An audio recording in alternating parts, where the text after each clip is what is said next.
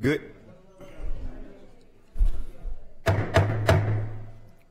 Good afternoon. We call this meeting to order today as September 18th, 2018.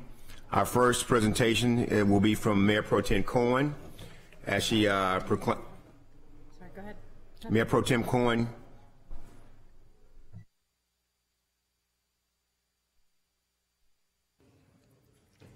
It's my pleasure to present two proclamations today. In honor of the Mayor's Hispanic Heritage Education and Community Award, I would like to invite Rebecca Trevino to join me.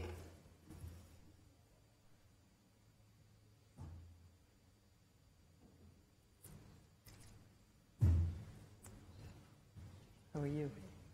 Do you have family with you? You want to invite them up? Go ahead and invite them up. Come on, family members, come join us.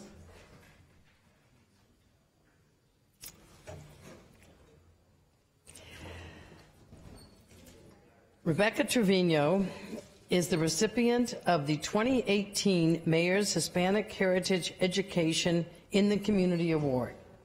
She has dedicated her life to preserving and making contributions for the betterment of the Latino community.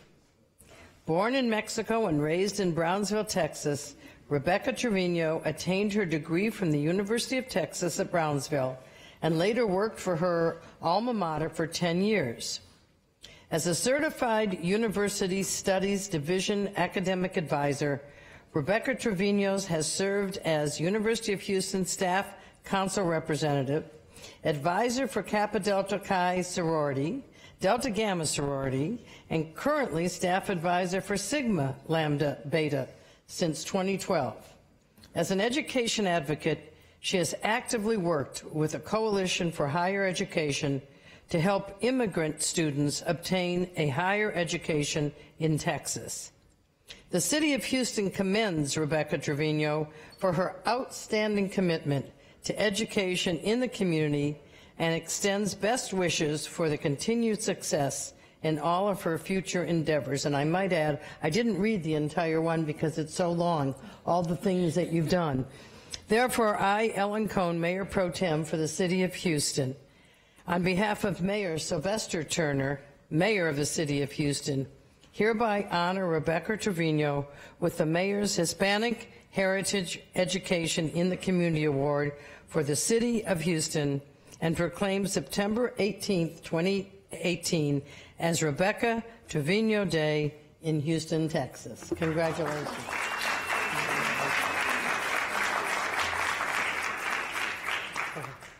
And introduce yourself, would you? Yes, hi, good afternoon. Rebecca Trevino. I have my son Alejandro, and I am very honored with this distinction. I just want to say thank you to my co-workers, they're also here, and everyone that thought of me for this nomination. It's been almost 35 years of work, and I feel very honored again for this nomination. Thank you so much. Can you introduce your family? Can you introduce your family? Yes, my husband, Gustavo Trevino, and my son, Alejandro Trevino. Thank you.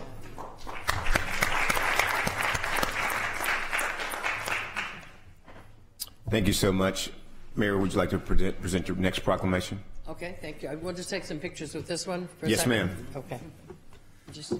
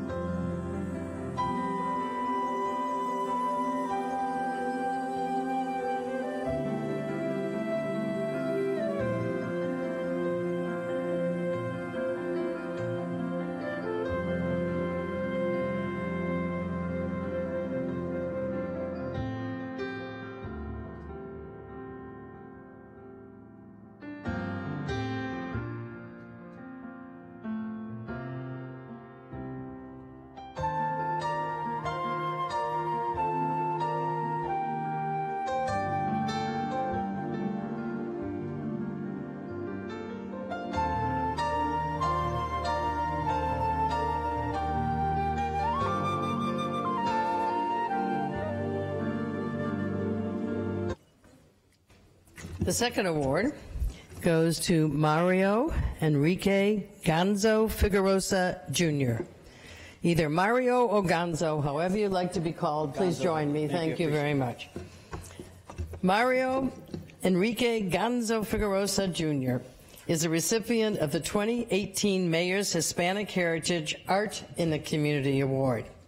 His passion for art advocacy locally and beyond has promoted the arts in the Latino community, sharing the beauty of Latino culture and serving as an artistic voice for the cultivation of Latin American art.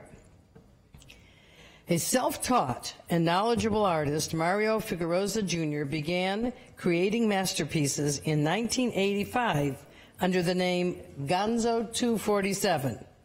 Since then, he has greatly impacted Houston's vibrant art scene, having opened the Aerosol Warfare Gallery, founded the Graffiti and Street Art Museum of Texas, and established the Houston Wall of Fame.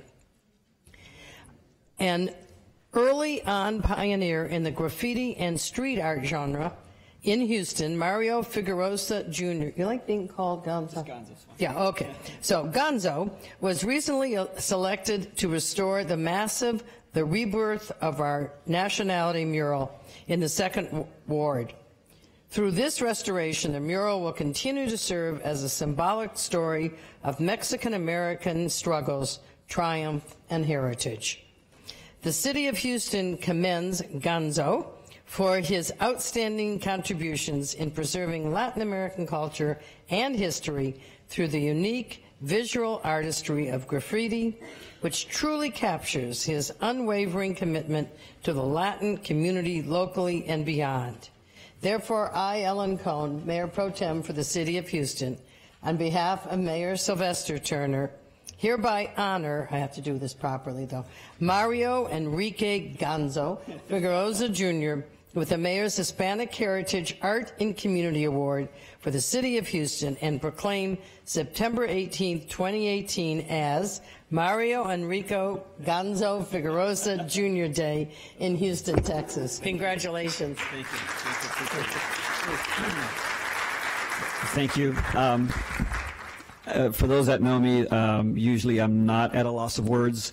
But for something like this, I was definitely taken aback by the honor, so I prepared a couple statements. First of all, thank you to the Mayor's Office for the Hispanic Heritage Award for Arts in the Community. It's beyond an honor for me to receive this award and stand here with all the other awardees throughout this month. I also want to thank Cristina Morales for the nomination. I wouldn't be here if it wasn't for her nomination and the role she plays in the community in the East End. If it wasn't for people like her who supported the arts, a lot wouldn't be happening without that kind of support. Obviously, I want to thank City Council, all the council members for supporting Hispanic Heritage Month and doing everything you can to show the support to the Hispanics and artists here in the city. Being an artist here in Houston means a lot to me. As a young kid, I thought early on that Houston was the city for me. I decided to stay here and make a career for myself, and I'm really glad that I did, and I'm really proud of this city and how it has evolved to embrace the arts as fully as it is happening today. Also, just what makes me proud of this city is that they, in itself, is cultivating new arts, new leaders in the arts. As my wife can be an testament, the University of Houston has a new leadership in the arts program, so we are cultivating tomorrow's leaders today. And just want to let you know that I promise to continue the work in the community, and I promise to bring more art to the city streets and hopefully inspire the next generation to be positive, artistic members of the community. Thank you. Very much. Introduce. So this is my beautiful wife, Carolyn Casey, who is Hispanic proud and wanted to show it. Come closer in here. There you go. Thank you. Thank you so much for all your work. At one point in time, I thought we were going to change the city logo to that Houston. I mean, because you see it everywhere. And the question, you know, from as a businessman, do you get paid every time it's reproduced? I get paid every time you say Houston. Okay, gotcha. Okay. Houston, no. But no, we appreciate that. I mean, it is very, and in my district, District B, St. Arnold's is right there. So we love the patron saint from your perspective, your vision. It's wonderful. So we appreciate you, and I know I'm pretty sure Councilmember Gallegos is going to have a few things to say because he's next up in the queue. Councilmember. Thank you. Congratulations, Gonzo. Thank you. And to your beautiful wife as well. I know that you had mentioned that this is something that's dear to your heart in regards to Latino art. I know that just recently we did the rededication of the rebirth of our nationality. And Leo Tanguma, the original artist, when he was creating this masterpiece, in our opinion, in the East End, actually left because of the open discrimination that there was while he was painting that mural on the side of that building there on Canal Street. And to know that you actually helped to bring that mural back, and to this day people are still talking about that. So that's something that you should be very proud of, and I'm sure you are. Thank you. And also, I want to thank you for the murals that you created there underneath the Metro overpass there on Harrisburg. Thanks to Councilmember Cisneros and my district service funds. 2 murals, one on each side of the districts, telling us the history, the rich history of the East End from way back from Harrisburg settlement back in 1826, 10 years before the city of Houston was even founded. So it's a rich history in the East End, and thank you for sharing that as well. And this award is well deserved. So thank you. Thank you. Councilmember Robinson. Thank you, Vice Mayor Pro Tem. Guns, great to see you here. Great to have you at the podium. I know I was hoping to give such a award to you, prestigious as it is, but for all your great work. I know I'm a huge fan of the mural that the Vice Mayor Pro Tem just referred to. As I understand it, that is not just going to replace the seal of the city of Houston, but according to the Tourism Committee for Houston First, it is the single most reproduced image of Houston, most selfied, Mayor Pro Tem. So the young people, the millennium, they're looking for Gonzo art to stand by, which is sort of metaphorical, I think, for what you're doing for the community, standing, as Councilmember Gallegos has said, for the resurgence of life and cultural identity on navigation and in the East End. So, I mean, these are incredible things that you deserve to be proud of. You deserve to be at our podium, and I'm glad to be your friend. And just, can you tell us the next thing you're working on, or what are you most excited about right now that Gonzo's going to put his tag on? Well, I'm excited just that the city of Houston has fully embraced the street art culture. You've listed so many references of why I love the city so much. As far as what's next, I would defer to my manager. She keeps me busy. but there's no shortage of really awesome projects that I'm really proud to be a part of, because everything that we do is collective, and it's a win-win for the community, the city, and our image abroad. So. Awesome. Well, I want to follow up with you personally, just so I can get my shoulder to the wheel and personally support you in whatever you're doing. So, thank you. Thanks a lot. Councilmember Watkins. Thank you, Vice Mayor Pro Tem. Mayor Pro Tem, good job. Gonzo, is that your daughter there? No, it's my wife, sir. Is that your daughter, man? Shouldn't she be at home doing her homework, man? Listen, you are amazing, man. It's my first time meeting you, and it's an honor to meet you. And your work is just outstanding. I mean, as everybody have said, everywhere we go, and I know when I come into Houston from Dallas or wherever I'm traveling, first time to see some of your art, man, I just get so excited. It just lifts people up. It really does. So I'm just saying that to say, I think you know this, but I want you to be real clear about it. God has given you a special gift, and don't take that for granted. Use it to continue to bless people, the city, and everything else, and people around you, because that's special, man. All right, take your daughter home, let her do her homework, feed her milk and cookies. And Well, thank you for the kind words, and I know that this is Hispanic Heritage Month, but as a proud Hispanic, this is a year-round thing for us and for me, and I definitely look forward to doing as much as I can to support the community and, to just garner more support overall, and I'm really proud to be a citizen. I'm really proud to represent Hispanics, and I'm looking forward to what else comes our way. So thank you again. thank you. Thank you so much. Thank you. Thank you very much.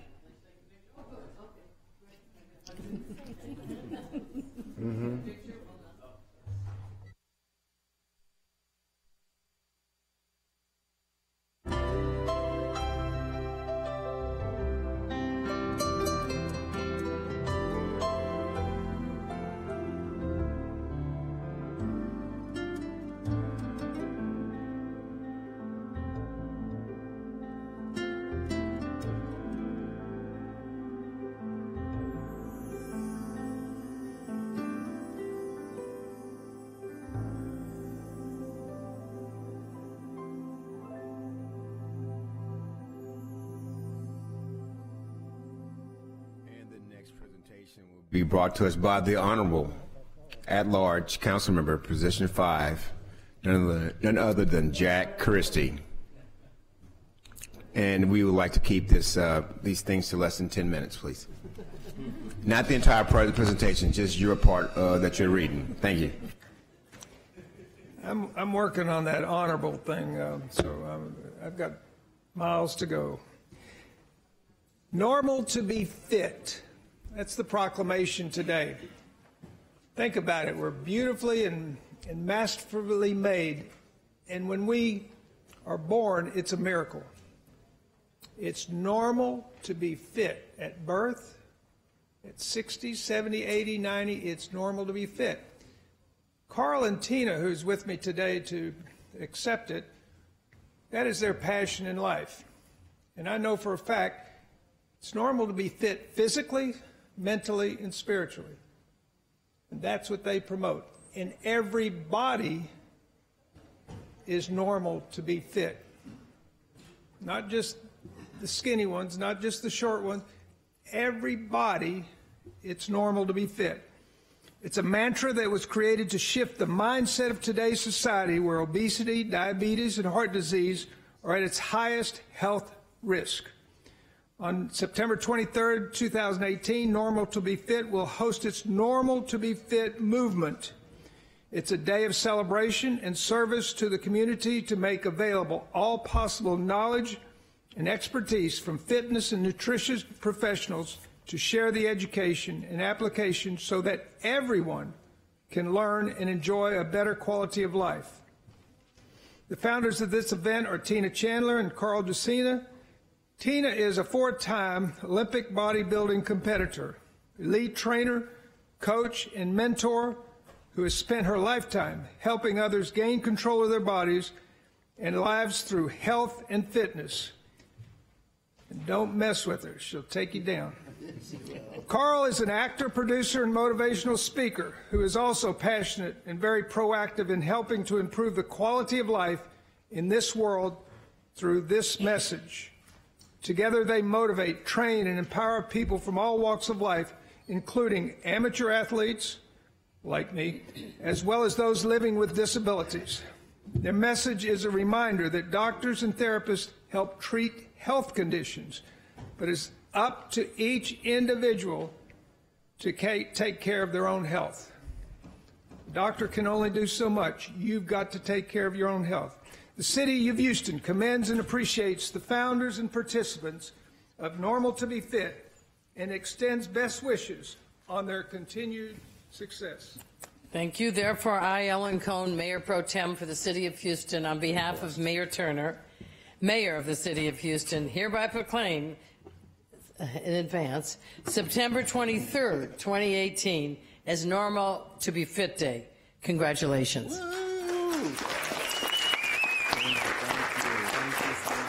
Thank you so much. Mayor Pro Tem Cohen, thank you so much. Councilmember Christie, my God, since day one, it's like you just took us in. Oh shucks, he just said, oh shucks. But you took us in your heart, and Councilmember Boykins, you guys just took us in. David Robinson, Councilmember Robinson, out there, I say just your first. You guys just took us in your hearts. Councilmember Gallegos, there's so many names. I can't name every single name, Kubash, but just so many of you. I'm not leaving you. You guys just took us in your heart, Mayor Turner, and there's so many incredible things that we're doing. There's a reason why we have these amazing individuals standing behind us. Our Houston Fire Department, our Houston Police Department, and I'm going to touch on that in 1 second. But from the bottom of my heart, thank you, Councilmember Jack Christie. Thank you, Tina's mom. Tina's mom is here. She's right there. Michelle, raise your hand. Come here. Well, she will definitely be coming up. And we also have our team that's going to come up for the photo from Ahmed and Melissa and Keith, Sean, Tyler, just so many incredible people. Miss Thelma Scott is even here. She has an event coming up on the 3rd of October, Safe Diversity Inclusion Spirit Day, but she'll discuss that later. We also have Dr. Barbara Stegman here, but really quick, what we are here for today is Normal to Be Fit Day. It is our day, and God is wonderful. So what we're doing, and Tina's going to break it down in a minute when she comes up, but it is just a day, a free event that we're going to have at your district, at the Multi-Service Center, a free day September 30th. For health and wellness for all walks of life, those living with disabilities and able-bodied alike, where we're going to have fitness seminars, sports seminars, nutrition classes, and different type of dance classes, so on and so forth. But God is incredible, and our friends, we've become friends with the fire chief, Chief Pena, and the police chief, Art Acevedo. And those two bigwigs said, you know what, we're going to allow you guys to have an obstacle course fitness challenge at your event. HFD versus HPD. And that's why these powerful people are competing at our event. But Tina will tell you more. Bottom line, City of Houston, we love you, we appreciate you, and we're going to do so much more, from health and fitness to film and TV to a lot of amazing things. Tina, you're up. We just want to say thank you, and that we are incredibly honored to be acknowledged by the City of Houston, and to feel all of the support that you have given us. Like Councilmember said, Jack Christie said, it's normal to be fit. And we just want to thank you for your support, for allowing us to be this resource for someone to always reach out to us and learn how they can empower themselves in their mind, body, and spirit. And that's what our events are about. We are inclusion for all, every walk of life, people with disabilities, people without. So we are all-inclusive health and fitness. And thank you so much, City of Houston, for representing and supporting us. So real quick, Councilman. Thank you. Chair would like to recognize Councilmember Dwight Boykins. Okay. Hey, Carl, thank you, and Tina. Tina, your mother is gorgeous. Thank you very much. Is she available? You know, I may be kind of, she's beautiful. Ma'am, you should be proud of your daughter. I am so excited. I've gotten to know Carl and Tina. They're really, really, I love what they do with the disabled kids and how they are treating everybody the same way in terms of getting fit. But I want you to do me a favor, Tina, you and Carl, look behind you at Police and Fire. That's a beautiful picture right there. That's a beautiful picture. Our public safety team is all one in the City of Houston. We're not divided. We're all one. And Carl, you and Tina have brought them together, and I'm glad to see this moment. And it's just a wonderful, wonderful feeling to see our public safety team together. But you got some help back there. Let me tell you, they think they can hoop. I think Davis and I will take anybody back there. We got a basketball goal in the back. Tell me, come on, Carl. Nice. Well, you know what? I do want, as a matter of fact, I keep saying officer, but no, Firefighter Bennett and Officer Collins, just to say a quick word. We have a few more council members in the queue. Yeah, we got to let the council members go, Carl. But let me say this, and Bennett, he claimed he can play golf. He had no game. But anyway, thank you all so much for what y'all have done. Tina, you and Carl are just amazing people, and I look forward to be a part of it next year for you guys. Thank you. Councilmember Gallegos. Thank you. Councilmember Christie, thank you again for acknowledging Carl and Tina. And thank you, Carl and Tina, for everything that y'all do out in the community. I know that y'all are big advocates, like you mentioned, in regards to persons with disabilities. You know, and I'm glad that you're keeping them on the forefront in regards to knowing that they can do whatever everyone else can do. So, and it's because of you there. So, thank you. Thank you so much. So I want to thank you all. Definitely thank the fire and police. If there's anyone else you want to bring up front to take a photo, it's now photo time. Yeah. Thank you all. Everyone come up, but I want... It's now photo time. Thank you.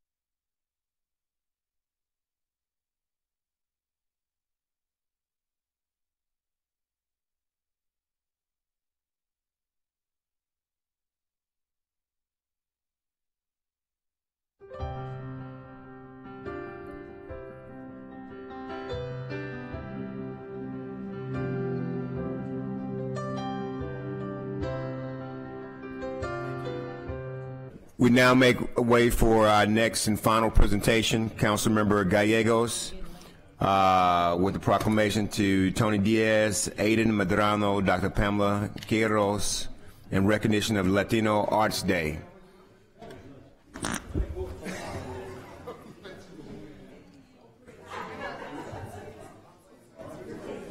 So we ask that we respect the new recipients of the next proclamation as they come to the front.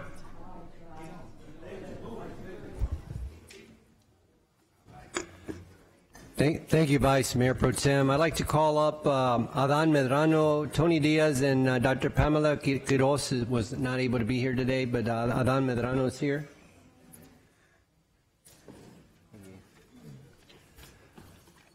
I have the honors to present a proclamation in recognizing, due to the fact of a Hispanic Heritage Month, recognizing Latino art.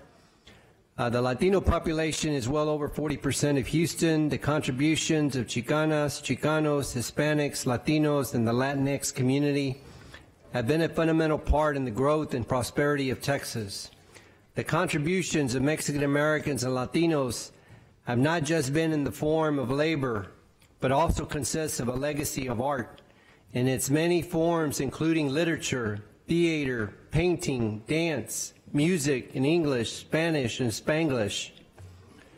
This year, there have been great strides in acknowledging the art, history, and culture of Latinos through such things as unveiling the updated mural, The Rebirth of Our Nationality, by Chicano artist Leo Tanguma. The Houston Independent School District has also voted to recognize Cesar Chavez Day and Dolores Huerta Day, while the Texas State Board of Education voted unanimously to support Mexican American Studies statewide. And council members, if you recall, 2 years ago I presented a proclamation recognizing Tejano History Month, April 15th through May 15th. Houston is home to some major pillars of art in our communities, such as multicultural education and counseling, to the arts, Atre Público Press, Talento Bilingüe de Houston, and Nuestra Palabra. Latino writers having their say, which have withstood the test of time, serving selflessly for over 20 years. On September 14, 2018, Houston will honor all respective organizations and public sector for continuing to spread awareness on the legacy of art from the Latino community. The City of Houston commends all participants for their tireless work as their awareness enriches as communities by the presence of its citizens of Latino heritage. Therefore, I, Ellen Cohn, Mayor Pro Tem for the City of Houston, on behalf of Mayor Turner, Mayor of the City of Houston, hereby proclaim September 14th, 2018 as Latino Art Day in Houston, Texas. Congratulations. Thank you. Thank you, council members. You are the stewards of the city, and it makes me proud to accept this on behalf of the organizations who are mentioned here who asked me to be here on their behalf. It seems to me that by celebrating Latino Arts Day, we are celebrating the multicultural city of Houston, an important aspect where more than 92 languages are spoken in our city. We are proud to be part of a multicultural city, one city, and we thank you for this honor. Thank you. I want to thank you so much for. I want to thank our colleague, Councilmember Gallegos. We all support, would you say Latinos, Latinas, Chicanas, Latinx? Okay, that was a new one for me. But we want to thank you for being the pulse and making sure that, you know, we do understand and we remember that 40% of our constituency is from the Hispanic community. So we thank you so much for continuing to be the voice and making sure that we're aware. So, and we thank you all so much. Thank you. We'll just turn around here. You want to stand?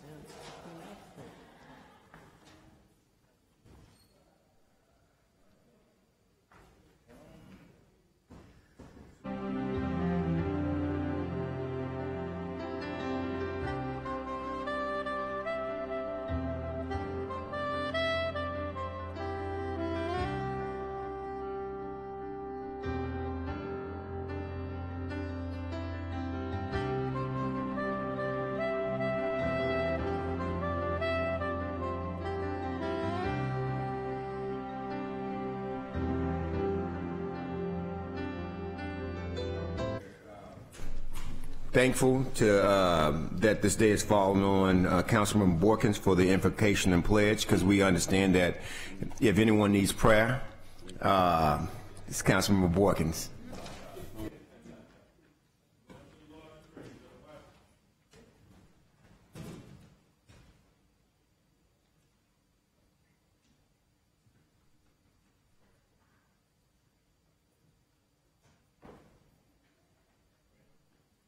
Go ahead.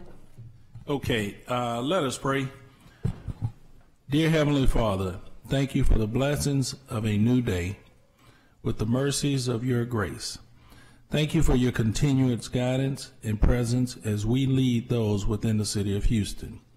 Cover those in leadership roles, God, on every level so that we may make the best decisions for those looking for our guidance. Please continue to provide healing for the families of those recovering from Hurricane Harvey and Florence. Please guide and cover those in need and bless those who continue to assist along the path of life. Cover the families of Antonio Mayberry, the young man who was just killed in the homeless encampment, as his family mourn his loss. Please continue to cover our children and bless them as they've begun a new school year. And continue to guide our path and shine your light upon all of us. This prayer, in the holy name of Jesus Christ, we pray. Amen.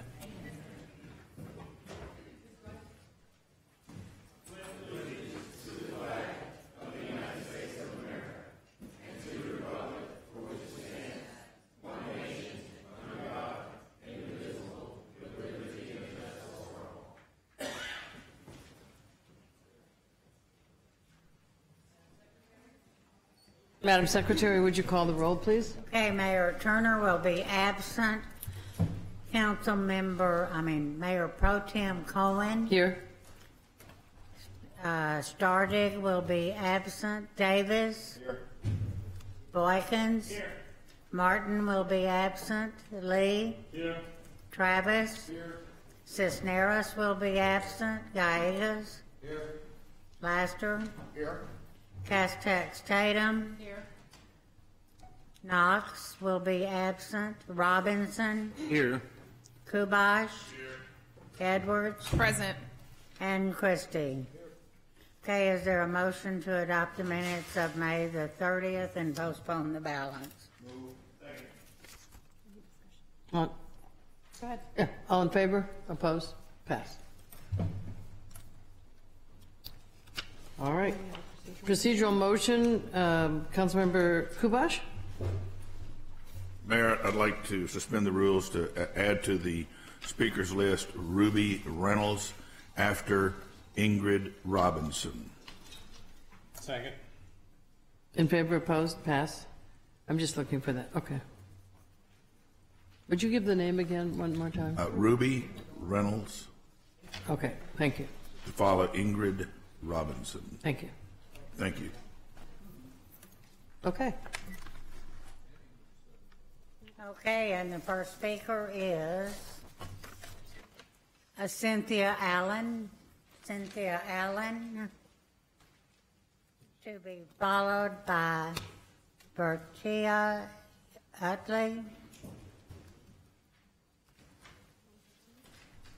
Just one person at the mic. Podium at a time, please. We're the under the rules of council. same company. We'll expect Cynthia Allen to be at the podium. We just want to yield to 2 minutes because I have. But only one person. I'm sorry, at the mic. Which one is Cynthia? It's just Cynthia. Okay, go ahead. So I'm not going to talk. I'm just going to stand up here with her because I have a very emergency meeting. Okay. Thank you. I am here today on behalf of Diversity, Superstar Spirit Day, and Normal to Be Fit Health and Wellness Resource Fair. We're going to be at Butler Stadium, October the 3rd from 9 to 1. That address is 13755 South Main. And our goal is to educate and celebrate diversity, inclusion, and equality, and to collaborate and partner with Texas National Diversity and Council and different school districts. Each year, the team with the most spirit will be awarded the 2018 Diversity and Inclusion Superstar Spirit Day Trophy. One of the highlights, we will have a lot of activities going on that particular day, but one of the highlights of that day will be the 100-yard dash. Some of the confirmed teams are the Wheatley High School principals team, the Houston Police Department Chief Esperado's team, Houston Fire Department Chief Pena, Harris County Sheriff's Department Ed Gonzalez. And if anyone wants to sign up, they can go to www.diversityspiritday.org. Thank you. Thank you very much. One moment, please. One moment, please. Thank you. Councilmember Kubash. Well, I was curious if you had finished everything you were going to say, but you had it down right to the minute, didn't you? I didn't want to go over my 2 minutes. Oh, right to the second. So was there anything else you wanted to add? No. Thank you. Thank you very much. Thank you very much. Oh, one moment. Sorry. Can you return? Sorry, we had a late buzz-in. Councilmember Castic Tatum. Ms. Allen, can you tell me the date of the event again?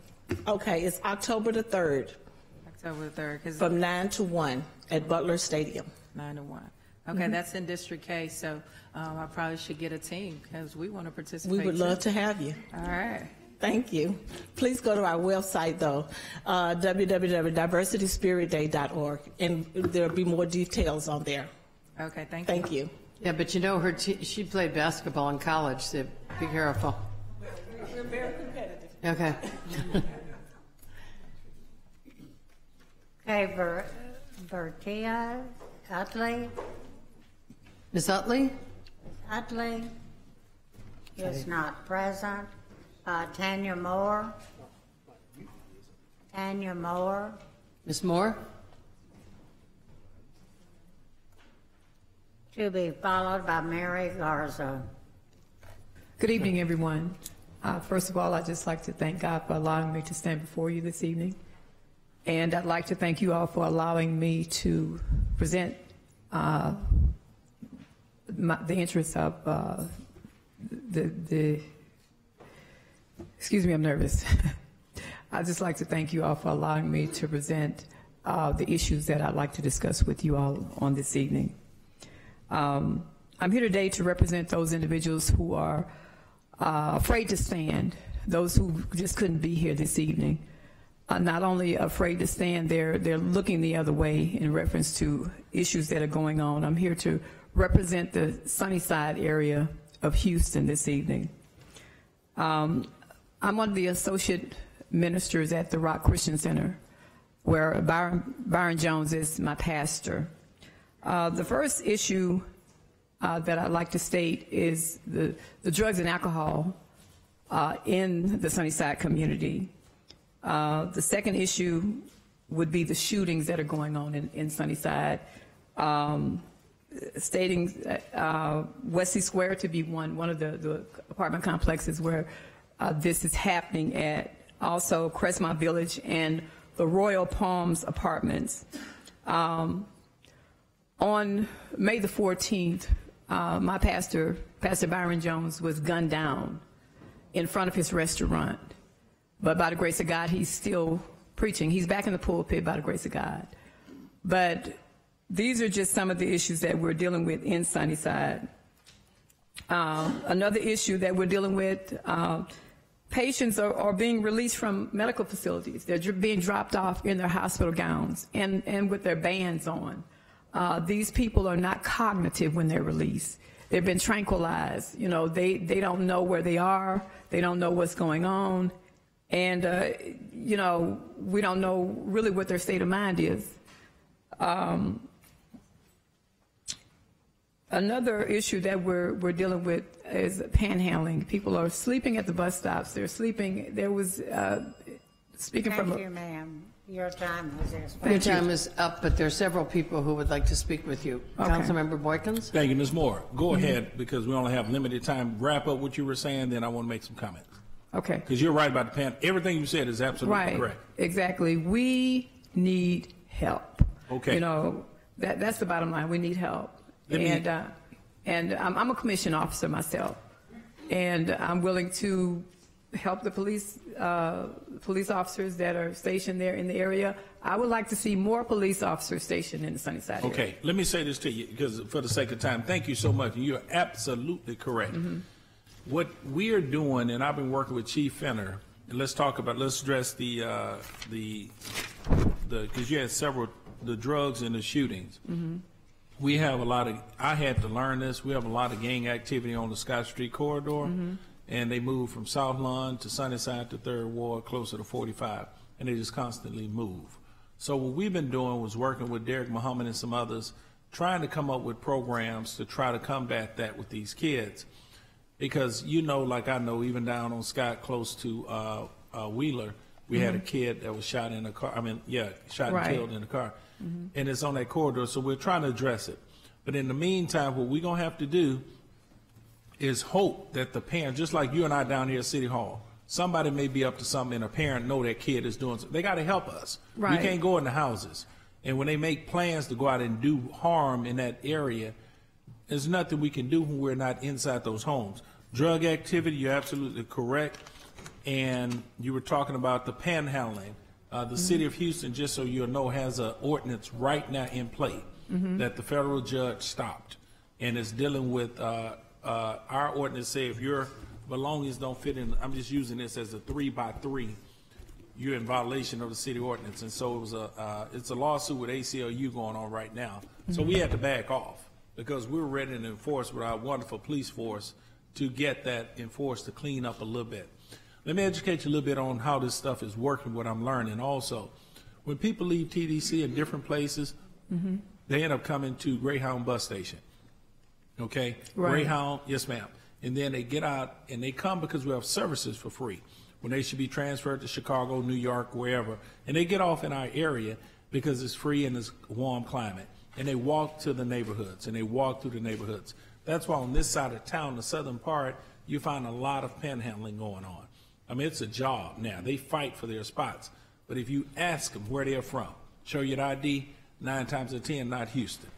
Because if they're from Houston, chances are they'll be at home or in the area by their home. So we're finding that out. A young man lost his life I prayed for him today, under the 59 underpass. Don't know the full story, but it happened.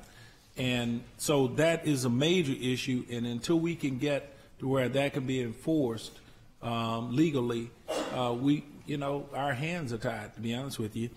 And with the psych patients you're talking about, I live on the McGregor area, and the Harris County Mental Hospital is right there, and you're absolutely correct again. Sometimes they escape from there in their gowns. For the most part that I have seen over the years, my wife and I have been there, they're transporting them to where they're going, not just put them out on the streets. Now, a lot of times they're escaping. A lot of people don't know that. And they do, especially when you see them outside in gowns. And that happens maybe twice a year. I've seen that. But all that to say, I clearly understand what you're saying, Ms. Moore. We're trying to get there, but I do want to leave you one piece of good news, if you don't mind, even though you brought some very serious information to our attention. But I'm going to leave you with some good news. Do not get rid of your property in Sunnyside. And that's the thing. Okay, but let me just leave you with this. The more we say woof, woof, woof, and I'm not saying don't report to police. The more you say woof, woof, woof, and you have the medical center, 288, the new toll road, downtown, Emancipation Park, all within NRG, all within 3 miles. Understand what you have in front of you. Okay, so we want to make certain we have a TERS now in Sunnyside, a tax increment reinvestment zone. We got a management district. We're going to bring in security, but make certain you understand what you're sitting on as well. So we have to come together and try to address the needs, but not give up what we have. Right, because it's like an elephant that's growing in a room and it's getting bigger and bigger. Yeah, thank you, Ms. Moore. I'm good. Thank you. I'm good. Thank you, Ms. Moore. Thank you. Favor, opposed, passed.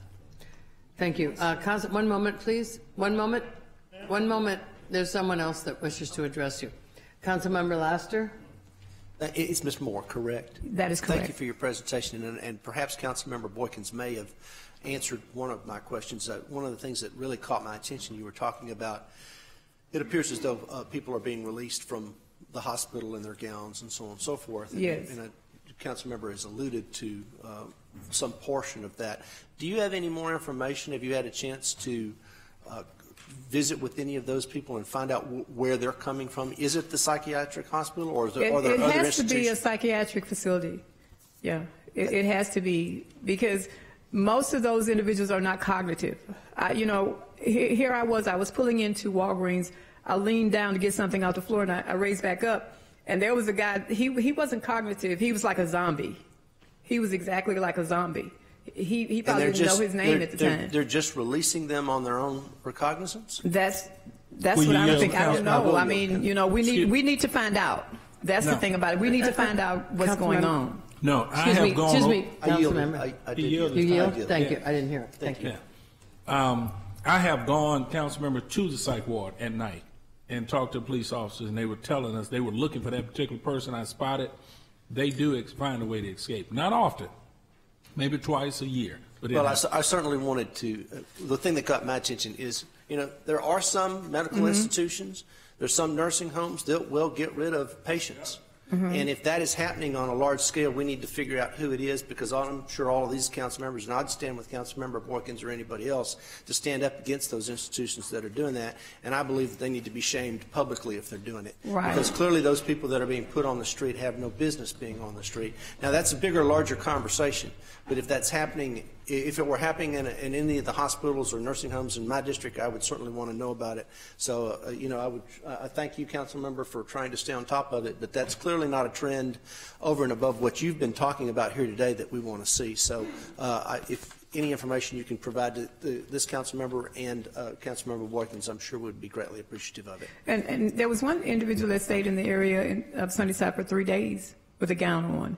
What I think that we do need a solution is we need individuals right there in the Sunnyside area to handle these situations. And I would be one of them to stand. I would stand up and, well, I have outpatient counseling facility. I'm like a community liaison anyway. So Well, you have a unique set of skills. Not Right. everybody has those skills, and we're blessed to have you be able to do that. And but we've got to replicate you in the thousands. So thank you very much for being here today. Okay, thank you all. One moment, please. Councilmember Boykins. Ms. Moore, one other thing I want to mention, and the residents of Sunnyside clearly understand this, and I'm not trying to get political, but the city of Houston has what we call a revenue cap. And it has hindered us from collecting monies over the years, which has now put a damper on the growth of our police department over the years, which means the Reed Road storefront that's located in Sunnyside, it's still open, but it's on the shoestring. Right. And if we had more officers that could go to the storefront and more in the workforce that can cover the whole area on a daily basis, that would help. I'm just saying, decisions we make sometime politically today, we don't weigh the impact of tomorrow. And that's before we got here down to council. But understand, we have some of I believe, the best police officers at the Reed Road storefront that ride with Sergeant Glover. They ride bikes in the neighborhood. So if you know of a hot area, you can contact my office or go to the Reed Road storefront. That's why it's there, and make it known. But as Councilmember Laster said, we need 10,000 of you. But I need you to be safe. Don't be a super shero. And that's my Don't thing. go out being no super shero. No, I'm not going to do that. I don't want That's you why getting I hurt. need you all support. That's why we need more police officers in the Sunnyside area. Do me a favor. Have you been over to the Sunnyside, the Reed Road storefront yet? You know where it is? Yes. Go over there and talk to Sergeant Glover. If you have any tips on anything. Yeah, I'll talk with him. Oh, I'll you talk have? with him, yes. He's a bad man, too. He got it together. Oh, yeah. Okay. Thank you. All right, thank you. Thank you. Thank you very much. Okay, Mary Garza. Mary Garza will be followed by Robert Simon.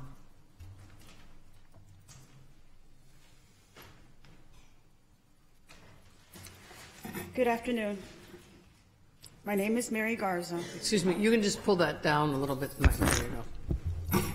Please reference case number 1333223-17. I have 3 children, 2 girls and a boy. We're all grown and responsible as adults. I taught my kids, you have to work to get where you're going. My son was on his way to work when he was struck and killed on Tanner Road because he was walking on a road that did not have a sidewalk. It was dark. This person who did this to him did not stop to help my son. He just left him there like a piece of trash. I received an email from Ms. Stardig's office about building a sidewalk, and it was not possible due to the engineering of culverts or whatever. I don't understand that part. I only understand that I don't want another mother, father, brother, or sister to lose one because they're trying to make it to work. My last thing is that there is a park there, and I believe it's called Independence Park, and off of Tanner Road. There's no way for anybody to get access to that park on the proper road that where my son was killed. And that's what I wanted to bring up today to you, council. That's my story. Thank you. Well, our very deepest sympathy to you. And, well, Independence Park, is that what you said it's called? Clara and Tanner Road. That's Ms. Stardick's district. Thank you. Thank you very much. Robert Sinlon. Yes, I have some copies, 16 copies of documents. Just right over there. To be followed by Merrill Anderson. Did I get them distributed before I start? Your 3 minutes are running down. Well, how can I reference the documents?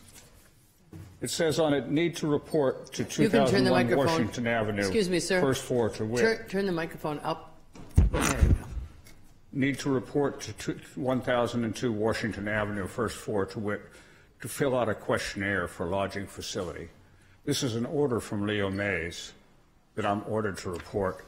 On the third page, there's a letter, actually an email response, from a city official that says there, Bob Oakes, that the reason why they need to fill out the questionnaire is so they can decide whether I have a lodging facility.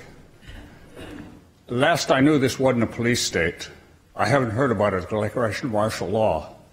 How do they have the authority to tell me that I must report so that they can make a determination, that I must submit to interrogation?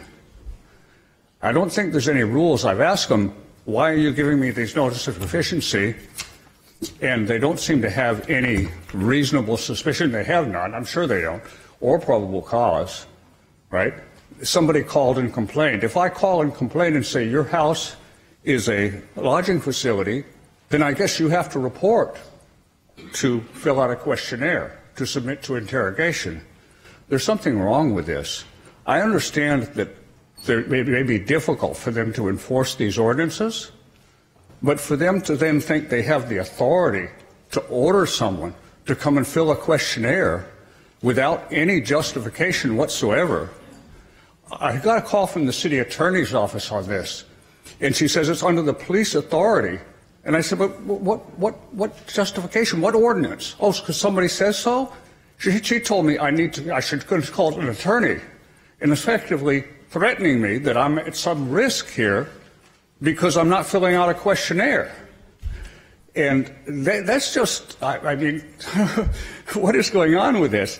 I understand that, like I say, they have difficulty enforcing the ordinance. I would have liked to be here when this passed, but I've told them, I've cooperated with them. I talked to them. I said, hey, I live in the house. It says for this type of facility, if it's owner occupied, it doesn't apply. What's there? So why do that's not good enough, right? I live there, right? There are two other facilities. One is if you provide services, I don't provide any services to anybody. And the other is if you have 10 or more. Well, there's not 10 or more. That's a lodging house. There's a lodging facility. They're saying there's something else. What else? I'm asking them what else. I'm asking them what code. They're not answering me what code, what justification. They're just demanding that I must report. And you could do this to anyone in this city. You make a complaint. If you have 10 rent houses and somebody complains about one of your rent houses, well then, according to the city officials, you must report and answer their questions. That's not right. Thank you, sir. One moment, please. There's several council members that would like to talk to you. Councilmember Laster. Mr. Fenlon, is that correct? Yes, sir. Fenlon, F-E-N-L-O-N. Well, thank you for your presentation. I'm going to read in between the lines. I don't really know specifically what's happening here, but it seems as though maybe you own a piece of property that has been identified as a potential boarding home or a lodging facility and so on and so forth. I'm not arguing whether it is or not. This council, earlier part of this year, if I'm not mistaken, passed new ordinances that require that all such facilities operating across the city have to register with us to make sure the safety and security of those folks that are living there are accounted for, and the neighborhood is accounted for. Inasmuch as the city doesn't have an ongoing registry, one of the ways that they obviously are trying to find out this information is to reach out to properties owners that have been so identified by people in their community. If this does not, if these ordinances and so forth do not apply to your household, then I would imagine you could make that case with the proper authorities, either with the ARA or the other departments that you're dealing with, the legal department, and you wouldn't be subject to that requirement. But this has been passed because neighborhoods all across the city have asked us for the first time to get a handle on who runs these types of facilities, who's in them, and whether they're being run safely and professionally, and whether they're being run according to law. So I hope that I hope my words to you help you understand a little better what is happening here. And I would imagine that if you're dealing with the legal department or even the ARA department, they could get you to the right people to help you either determine whether you fall under the law or you don't fall under the law. But if you do fall under the law, I would hope that you would do everything reasonable to come into compliance so we can make sure that all the people that are in these neighborhoods are protected. Thank you. Yes. One moment, sir. You're putting the cart before the horse. Sir, one moment.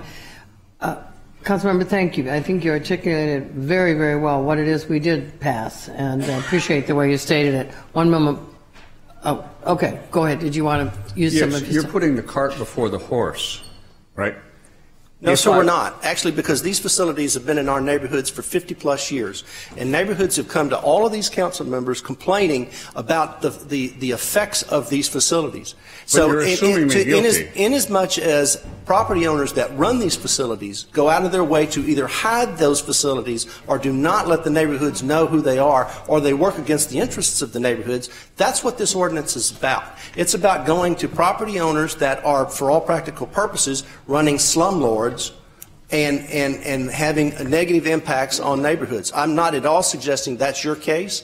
And I'm sure that with the professionals that you're dealing with, whether at the ARA or the legal department, they can help you determine how you fit into the picture. Thank you, sir. Sir, one moment. Monica with Public Works, if you look over your right shoulder. Monica? No. Sorry, Monica's over on your left shoulder. My mistake. There you go. She's with Public Works, and she can address your concerns. Okay. Your ordinance specifically says if it's owner occupied, it doesn't apply, this ordinance you passed. And so when this is my home and I tell them, cooperate with them and say, hey, I live there, that should be the end of it. And I would suggest that you speak with Monica. And I'm sorry, Councilmember Robinson has a point. Go ahead. I appreciate your question, Mr. Fenlon, because what you're saying is, I think I heard you begin to say that there's a presumption of guilt before you're proven innocent. I guess my question would actually be to legal counsel who's here on the horseshoe with us. The law that we passed and what Mr. Fenlon has circulated that has a correction required, which states fill out questionnaire for a lodging facility. Is this within the boundary of the law that we passed as the City of Houston? Well, I'm not, presumably yes. I've not seen the document that was handed out as I didn't get a copy of it. Okay. Well, I think we've got two lawyers to your right who are handing you the document. And a lawyer to my left just spoke a moment ago. And so while I'm not a lawyer, I appreciate the advice to you, Mr. Fenlon, which is to speak with Monica in public. My suggestion is to let Monica get on this. Exactly what I was just saying. Please let Monica help you over your left shoulder. Yes. Thank you. Thank you, Councilman. If I go to the city and I say, do I need a permit? Sir, your time is up. Questionnaire. Your time is up, but Monica's there to help you over your left shoulder.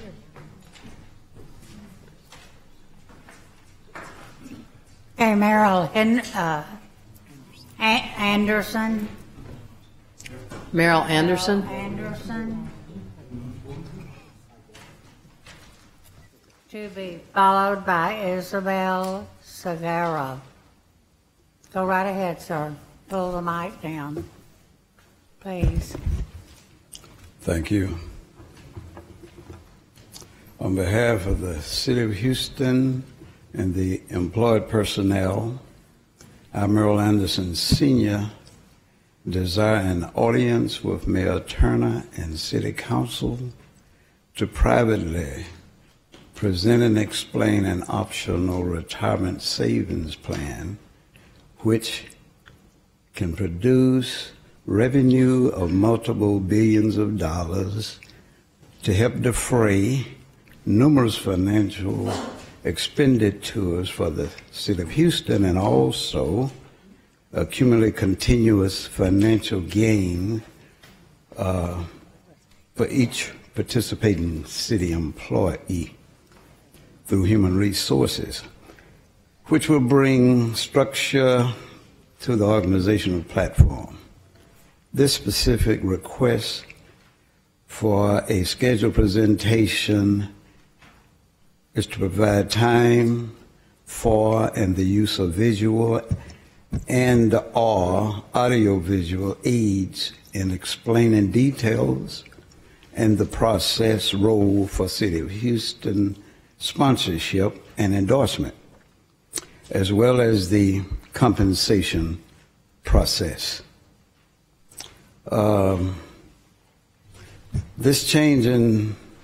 This life-changing opportunity for the city and its employees has never, ever been offered before.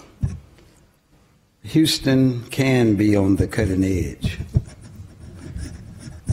This plan invites the city of Houston to participate into a $1.4 quadrillion industry, the only industry in the world with that volume of active wealth. I want the City of Houston's endorsement to promote the process for collecting revenue and a willable estate for employees. I guarantee success and no risk. Finally, I propose this process as a template for future growth group organizations. Thank you, sir. The best suggestion I can give you is to contact the scheduling office at the city for the mayor, and they'll see what they can do. Thank you. Thank you. Isabel Segarra, to be followed by Calvin Bill. Good afternoon. My name is Isabel Segarra Trevino, and I'm an environmental attorney based out of Washington, D.C.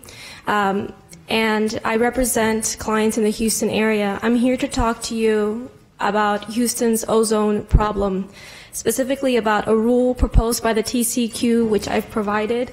Unfortunately, I only have one copy. The rule is up for proposal, and there'll be a public hearing held locally October 8th at 2 p.m. That's a Monday, in a building that requires an ID to get into. Later on, you'll be hearing from one of my clients who's going to speak to you about a different environmental matter. So ozone in Houston, as I'm sure you're all aware, is an ongoing problem. And not just from, of course, facilities, but from transportation sources. The EPA has set increasingly more protective ozone standards based on new scientific information, starting with 1979, that's referred to as the 1 hour standard, 1997, 2008, and 2015. Currently, the Houston area, which encompasses 8 counties, is a non-attainment for the 2008 and 2015 standards. The rule that I'm here to talk to you about deals with the first 2 standards, the 1979 and the 1997 standard, for which the EPA redesignated the Houston area using an illegal regulation. Earlier this year, the D.C. Circuit Court vacated the redesignation substitute, which was a watered-down version of the Clean Air Act's statutory authority to redesignate an area from non-attainment to attainment for a revoked ozone standard. So currently, there is a pending court case to vacate the rules that the EPA promulgated under that illegal regulation. So now, to redesignate the area under those 2 revoked standards, the EPA would have to undertake statutory redesignation that, by the EPA's own determination, it lacks authority to do for revoked standards. So I wanted to make you aware of the rule. The rule is up for comment. And the three protections that are at play that currently Houstonians are being deprived of are substantial, and they would serve to clean the air in Houston, to reduce ozone pollution. And those are that more facilities would be subject to the Clean Air Act, 1.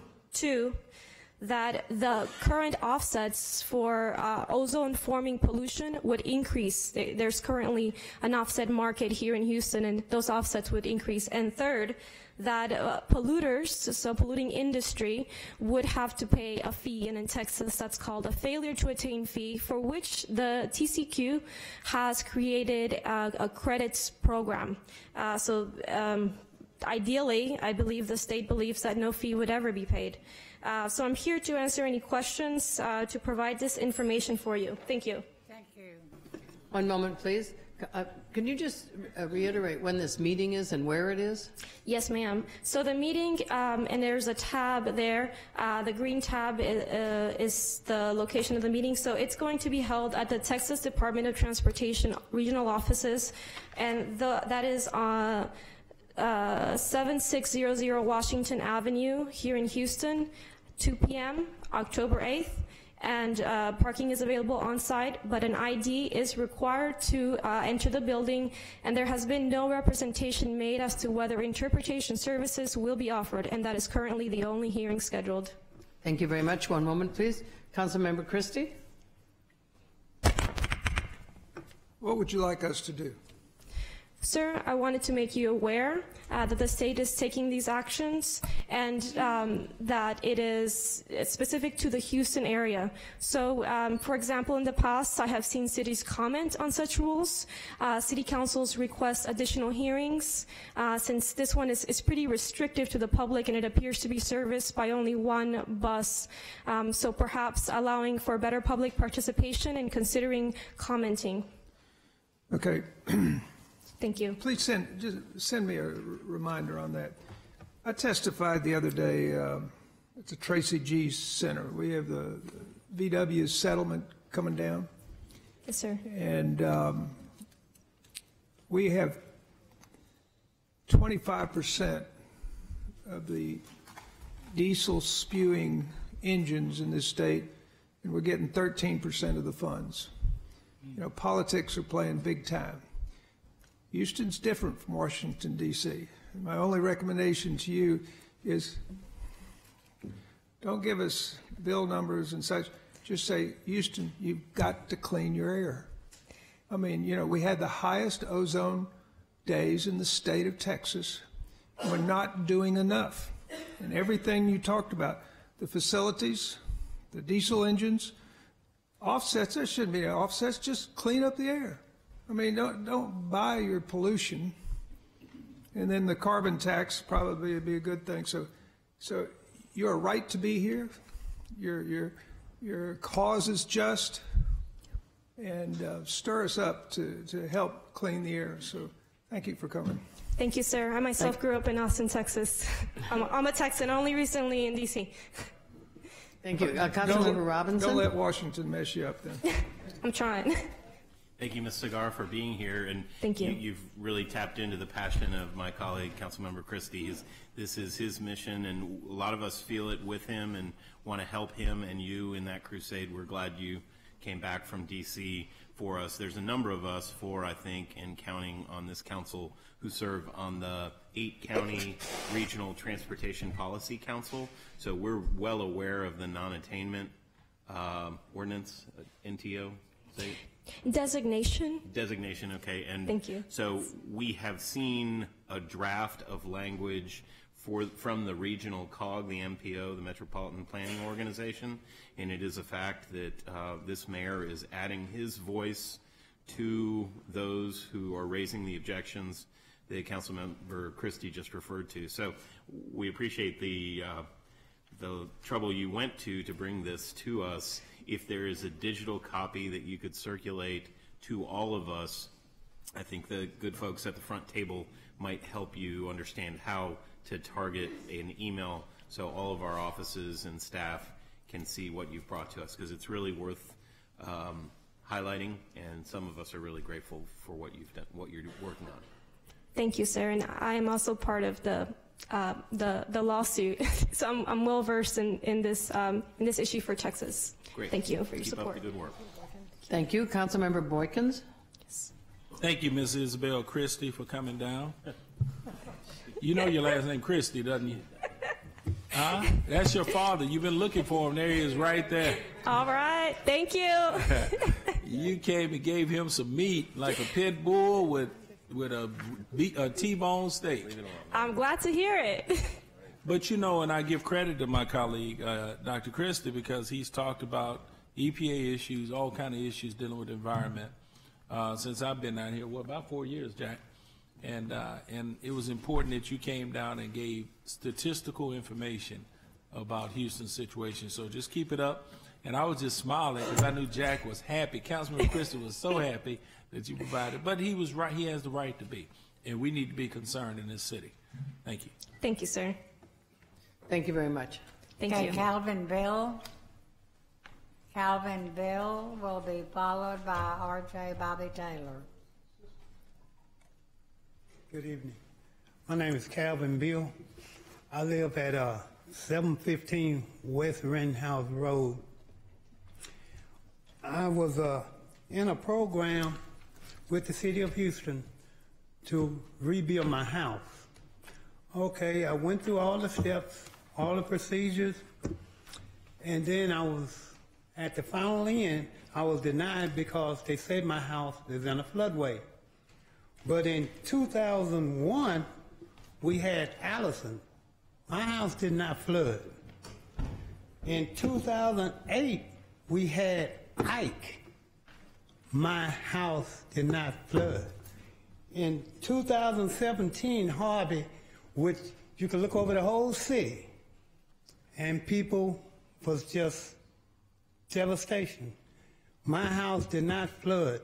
The only water I got in my house was from the roof, which was destroyed and was damaged during Ike.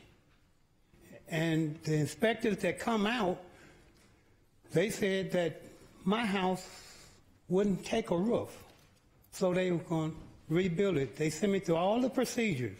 I've done all the footwork to get this done, but in the end, Houston Housing and Development say that because my house is in a floodway, they cannot build it. It's 2 homes in my neighborhood that receive water. They got water in their home. Only because they sit on a concrete slab that high off the ground. My house is built on blocks, on piers, up off the ground. So I don't see any reason why they can't build. I went through flood management. They gave me a map of my home. The floodway run here. Half my house is in the floodway, the other half is out. Not understanding it, but they changed that floodway in 2014, I think it was. They moved the line for some particular reason. But I've been fighting for this since, I don't know, maybe 2014. I went to a lady out there in the neighborhood, Ms. Ruby Mosley, and she had me in a program. But that program run out of funds, and that ended it. So that killed everything. But I reinstated in this last program. Thank you, sir. Thank you, sir. Your time is up, but there's several people that wish to address you. But I do know that you have been communicating with and working with the city in particularly the home repair program, and that apparently the home is in the floodway and is ineligible to receive repairs. That you've been in touch with HUD, and the city has spoken with HUD to confirm that the home is in the floodway. and you're now requesting some documents, and they're trying to look at those and get those together. And the city is also researching other programs that may be able to assist you with reconstructing your home. In the meantime, several people want to speak with you, and then there's someone in the back who may be able to assist you as well. So, Councilmember Robinson. Thank you, Mayor Pro Tem. Mr. Bill, isn't it? Yes. Calvin Bill? Yes, B-E-A-L. B-E-A-L. Okay, we're a little confused by our list. It's not two men's first names, but Mr. Beal, pronounced Bill. Yes. Got it. Your home, as I understand it, is in District H, and Councilmember Cisneros is not here today. She asked me to help you understand that she and some of the folks with the Housing and Community Development Department are working on this application, and our Mayor Pro Tem just referred to that. So there is a woman in the back who's listed in some of the materials that we have here, whose name's Roxanne Lawson, and she's there to wave at the back of the room, and I think she'd love to talk to you at the end of this meeting. But I want to assure you there are folks trying to figure out the best answer for your situation. All right, thank you very much. Thank you, sir. Thank you very much. Vice Mayor Pro Tem Davis. Right here, sir. Thank you, Mayor.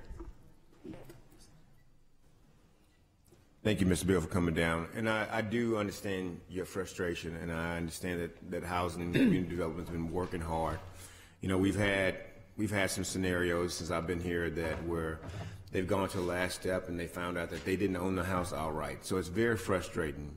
But more importantly, what's frustrating to me is that HUD can tell you no, that they're not going to allow us to give you money to rebuild your home, but yet they can, in Greenspoint, they can say it's acceptable for this to be a housing unit which they're going to put money into. That is the strangest thing I've ever heard of in my life. They tell you no, but they allow the first floor of an apartment complex that's been flooded out several times, and they were about to finish their contract, and they re-upped them. That is strange. Yes, so again, it's frustrating, and I don't know how you feel. I've never been in your situation, but you do have our support, and if there's a program that the housing and community development can get you into, they're gonna do their best to get you in there. It was one day suggested that I swap my property for property that the city owned. Well, I understand that. And so since we are, you know, pigeonholed or handcuffed with certain guidelines, we have to make a decision. Because I've had several of my constituents, and they're right on the other side of Shepherd in Acres Homes, to give up their property for a new home because they knew that they couldn't stay there. So I do understand the sentimental value that you may have with that property, but I do ask that as time moves on, you take that in consideration, because at the end of the day, it's the quality of life, and the house doesn't make us. You know, it's our family and friends that we have that makes our home. And so I do ask that you, if that's an option, to take that in consideration. And I've also had some constituents that said no, and they rebuilt on their own. So again, I hate that you're in the situation. God bless you as you move forward. One moment, sir. Councilmember Christie. Mr. Hill, Mr. Bill, I'm going to say the same thing. There are possibilities for your solutions. Don't give up. I tried to predict these type of problems. I offered an amendment to post-Harvey regulations, and I said if you didn't flood in the last 3 major floods, there should be no new regulations. And it failed only by 1 vote. So we're aware of the challenges, but there are possibilities. This city cares about every one of its citizens that go by the rules. So keep it up. Thank you, Councilmember. And sir, I suggest that you do, in the back of the room is Ms. Lawson. Whoops, sorry. Vice Mayor Pro Tem Davis. One last question. Since we're talking about HUD and that goes beyond the city, have you reached out to your Congresswoman? No. Okay. Because this is what they need to hear. because we're down here locally. And so when they say they fight for money to come to us, okay, and it comes to us, they need to make sure that the shoestrings are untied and it's fair game for everyone. Thank you, Vice Mayor Pro Tem. Ms. Lawson is in the back, sir. If you'll speak with her. Thank you very much. We're sorry for your situation. Okay.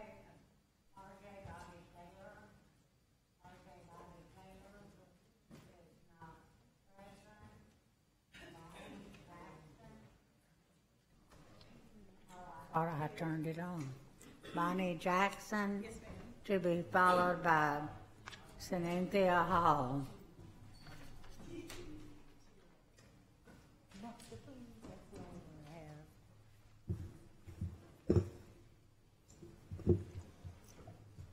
Go ahead, ma'am. Thank you, Mayor, who's not here, City Council members, for the opportunity to share our concerns with you today. Excuse me. Thanks to the late Councilman Larry Green and the late Donald Perkins, we were able to achieve the milestone of me, Bonnie Jackson, becoming the first president of the first Braes Park Subdivision Civic Association since the inception of our community in 1997, a long-awaited challenge. Initially, our subdivision was surrounded by beautiful, clean, and properly manicured, undeveloped land. However, in the last 10 to 15 years, the area has become an unsightly dumping ground for trash, a place for feral animals and mosquito and bug infestation. When doing cleanup, we have also discovered evidence and drug use near our families' homes. This unsightliness has become the demise of our home's property values, as well as the extreme embarrassment of the place that we call home.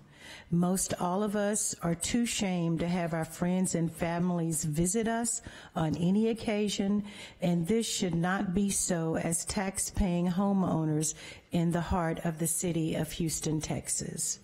When the District K team headed by the late Larry Green and Mr. Perkins met with our homeowners in 2017, they began the task of identifying the homeowners of the once clean and beautiful land adjacent to our community. We are now deeply saddened that those who assisted us in the fight to return to our community to a standard that we can be proud of are now missed.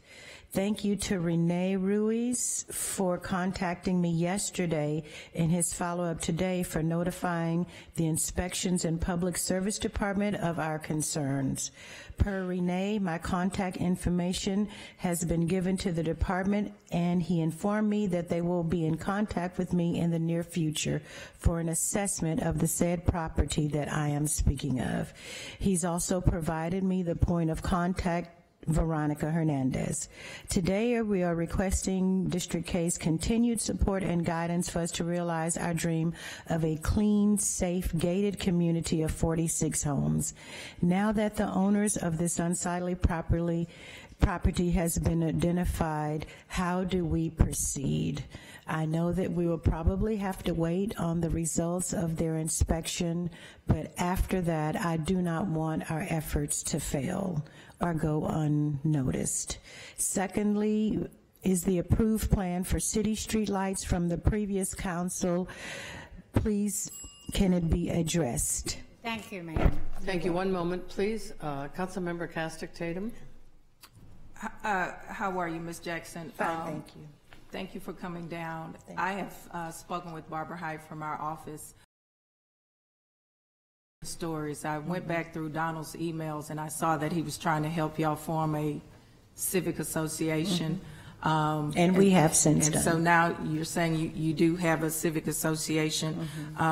According to the information I had in the office, it said that your neighborhood was a private neighborhood, and so there was not trash pickup until Mayor Lee Brown asked the city to start picking up the trash. But because you were a private neighborhood, you weren't receiving city services. But when I talked to Renee, I know they did send the Department of Neighborhoods out to look at the area with the brush and everything.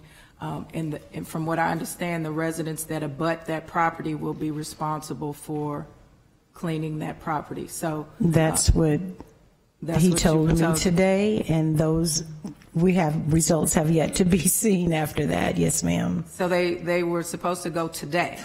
So once we get the word back that they went and visited with those homeowners and they have given them that information, I'll ask our office to follow up and make sure those residents do maintain that property. If not, then we will follow the procedure to have that property abated. Yes, ma'am. That's what I'm asking. Follow up, please. Okay. That's it. I'm sorry. Are you finished? Yeah. Yes, but I wanted you to know that somehow, I don't know what happened, but the mayor did in the past allow us for city water, city trash pickup, and all other city services, although we were a private subdivision, so we do have that as well. Okay. The only thing we don't have is right now street maintenance and those things of that nature. Okay. Will you send me an email and let me know when your next Civic Club meeting is? And Yes, ma'am. We'll get together. Thank you. One moment, please. Don't go away. Yes, ma'am. And I think if you've got your council member involved the way she is and she knows the area, you'll see something getting done. Yes. Councilmember Boykins. Thank you, Mayor Pro Tem. Ms. Jackson, thank you. I was listening to your presentation, and it sounded that you hadn't. I asked Councilmember Robinson, I said, have she met her new council member? Because I was going to introduce you to her. I didn't know if you had met her the way we you read know it. of her. Well, let me before the clock. And the reason I was going to ask you that question. You can't. First of all, we all miss Larry, and we all miss Donald. But you will not find a better replacement. I'm not going to say replacement, a person who will carve their own niche, who has some of her own style, learn the skill set Donald had, incorporated that in the leadership of Larry, and put it all in the blender and created what she has to addressing issues.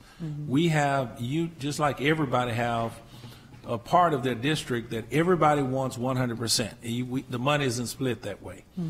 And you have someone to say, well, what about me over here? So that comes with the territory. But you have a council member which most of us, it took us a year to really get our feet under the ground. They hit the ground running. That understands what you have. Right. And I just didn't the want issues. But what I want you to do for me, as I say to my constituents,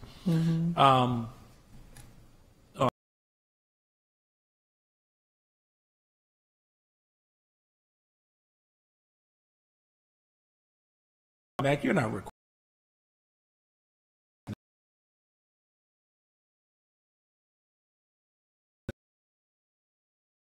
It's just have been, and that you would do like your community is get on board with her, and trust me, it's going to be a great ride. But quick question: did you say your streets are private? So, Mayor Pro Tem, the city is we can't do work on private streets, can we? No. So you weren't asking for work on the streets, were you? We're hoping. Really quick, when we moved into the subdivision, none of us knew that it was private. We didn't know that we weren't going to get... Are you in the mud? Is it a mud? Council member, I think... Thank you. Okay, and I learned, too, when she giving that smile to get out the queue like I'm about to do. Thank you very much. Cynthia Hall. Ms. Cynthia Hall? Hall is not present. Patricia Alexander. Patricia Alexander is not present. Mario Hicks. Mario Hicks Not present. is not present. Ingrid Robinson is not present. Ruby Reynolds, to be followed by Thelma Scott. Good afternoon. Thank you so much for allowing me to speak this afternoon. I'm actually here on behalf of the Houston Minority Supplier Development Council. We are celebrating our 45th year in existence, and we will have our annual expo this week on September 19th and 20th at the George R. Brown Convention Center. For those of you who don't know, the Houston Minority Business Council's trade fair is the largest trade fair of its kind in the state of Texas, and we're also third in the nation. We have over 135 exhibitors, which include major corporations, government agencies, educational institutions, middle market companies, and resource organizations. We have some very significant things that we're presenting this year in celebration of our 45th year. We will have our corporate chair, who is the very first African American Deputy Director for the Johnson Space Center. We'll have our very first prime supplier corporate chair from Raytheon. We will also be doing a business talk that's going to be hosted by the Houston Business Journal. And definitely last but not least, Senator Boris Miles will be conducting his very first spot bid conference at our event. While we know that your schedules are very tight, we want to personally extend an invitation to you guys to come and be a support for this event.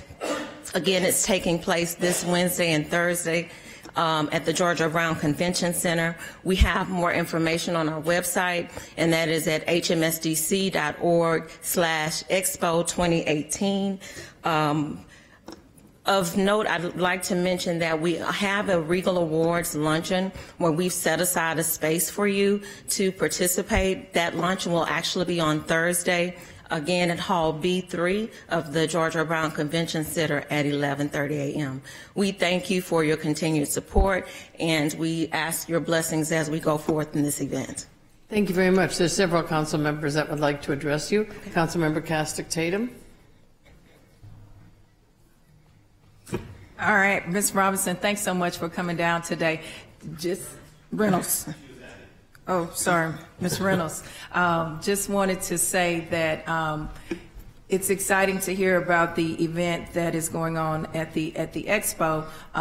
When I was in D.C. last week, I had an opportunity to attend a meet and match that Congresswoman Sheila Jackson Lee put on, and the recurring theme in all of those sessions were opportunities for people to meet and match. And so to come back and see that you have an opportunity for minority suppliers and vendors and people who start their businesses to meet those who can potentially help them build capacity is outstanding. So I wanted to wish you the very best. Thank you. Anything that we can do from our office to help support the endeavors of this expo, we definitely want to support it. And I'm surely going to try to come by and see people meeting and matching and making their businesses grow and seeing their dreams come to fruition. So Awesome. Thank you for the work that you've put in to make this expo a reality. Thank you so much. Thank you, Councilmember. Councilmember Boykins.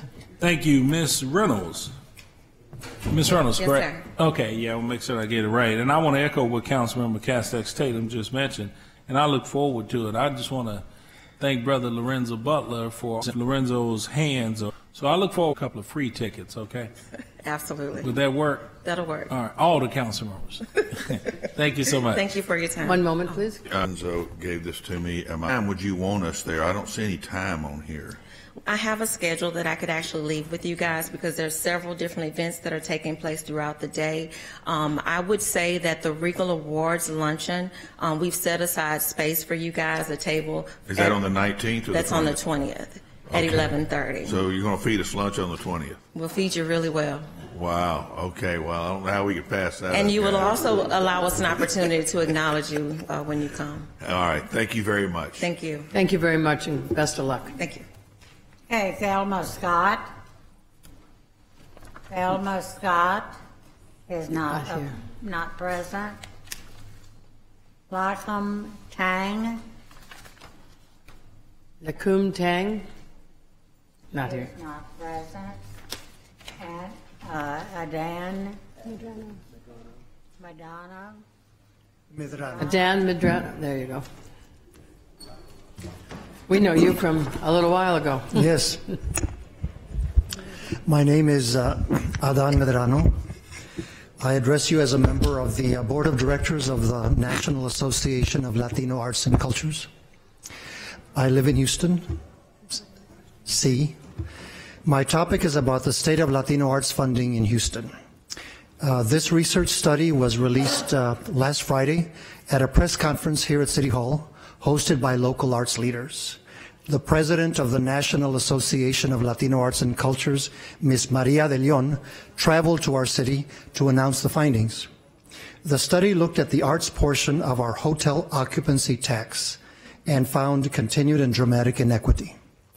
Before I share 4 findings with you, I'll quote from Maria de Leon's statement at the press conference. Quote, "We thank Mayor Sylvester Turner for his leadership and support."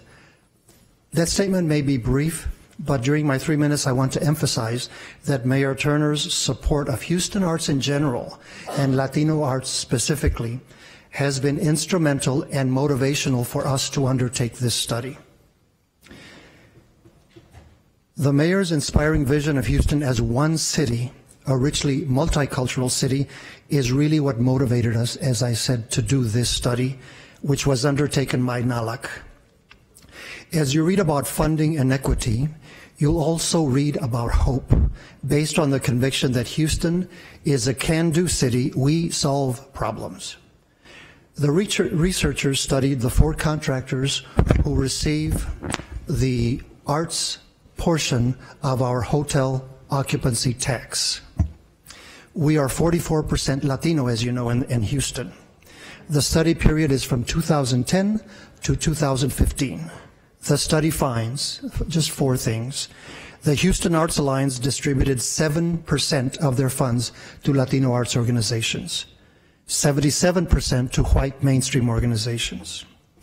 The Houston Museum District distributed 96% of their funds to white mainstream organizations and 0 to Latino arts organizations.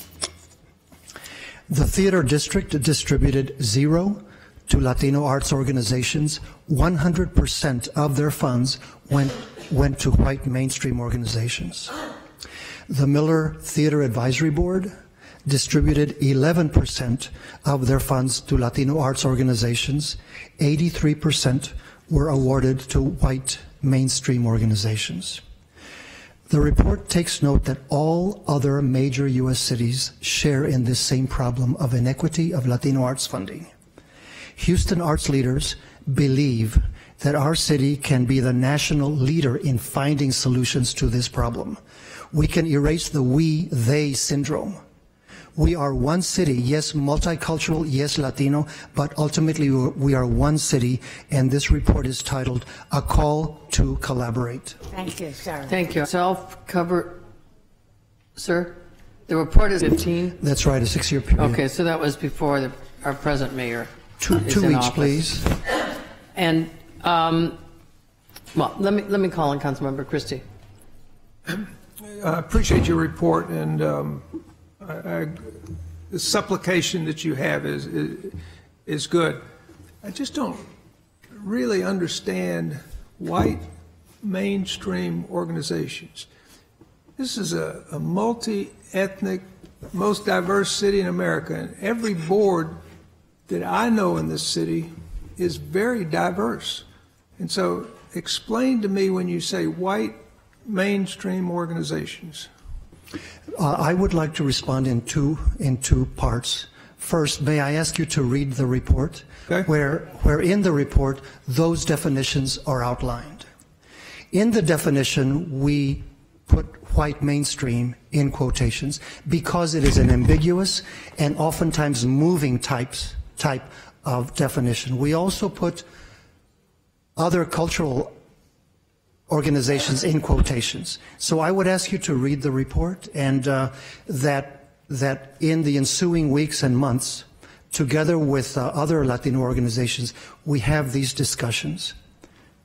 I can understand you, Query, but I sit on the board of the Houston Arts Alliance. Very good. That board is not 44% Latino. I find every single person on that board to be wonderful colleagues, each and every one of them kind-hearted, open-minded, generous in spirit, but they are not representative of the 44% of Latinos, no others. However, I don't think that's a problem that is specific to the Houston Arts Alliance.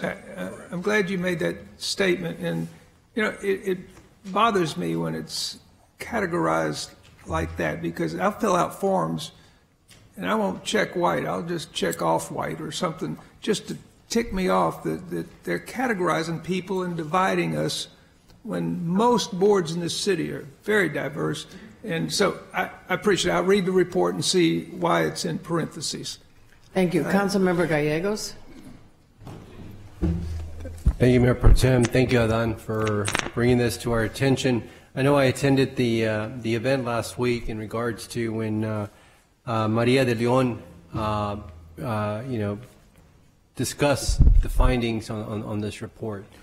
And she did say that, we need to do more of an in-depth report also in regards to getting some more information, but this is just basically an overview to see the inequities in regards to the distribution of funding for Latino art.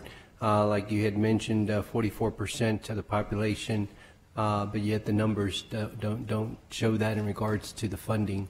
And I know that there was a good turnout last week in regards to that event. And it's not just Maria de Leon saying this. These are many people saying this in regards to the Latino arts community. I know that MECA was represented, Teatro Bilingüe was represented, and they were also claiming that they're not getting their fair share of funding. And you did point out that this report is from 2010-2015, so it was before Mayor Turner. We did meet with the mayor a couple of months ago, and he did say that he would support us in regards to seeing what we can do to improve this. So that's something that I will be working with Mayor Turner to make sure that we do get fair funding. Thank you. May I respond to that? It's his time, yes. Thank you for reminding about our meeting with Mayor Turner. I truly want to emphasize that the mayor's vision, the way he speaks in public, the way he supports Latino arts and all arts really, is extremely important to our continuing to find a not we, they solution, but an our solution. Thank you. And I would point out that there has been a complete overhaul since Mayor Turner came in of city grants through the Houston Arts Alliance, and which began last December 2017. And that really is designed to make grants more accessible. So he really is moving in that direction. Councilmember Laster. Thank you, Mr. Medrano, for being here and all the work that you do for expanding cultural opportunities all across the city, and we're all grateful for that. Help me, which page should I look at to find that definition of white mainstream organizations? I'm looking at page 4 and I see a first reference, but I don't see a definition. And then I'm maybe 17, but I'm looking for a definition of what that means. Well, because it's a pretty interesting phrase. Because it is. It's. Shall we agree to say that it's evocative?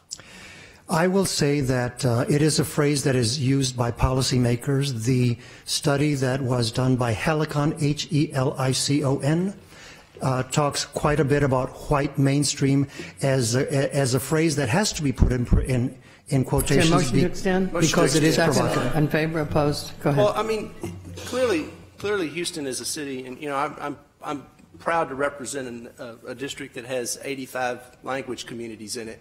So we value that, and we value our cultural heritage and the mixing pot, as we used to call it. But definitions have a way of either bringing us together or separating us, and I would hate for the arts to become that part that becomes separating as opposed to uniting. So again, I would like to find out where that definition is and what it means, so I can more deeply understand it. May we have a meeting with you at some other time, Councilman? Yes, please. Thank you. And that's why we called it a call to collaborate. We don't believe in building walls or divisions. We think the arts bring us together. The arts have the power to bring neighborhoods together.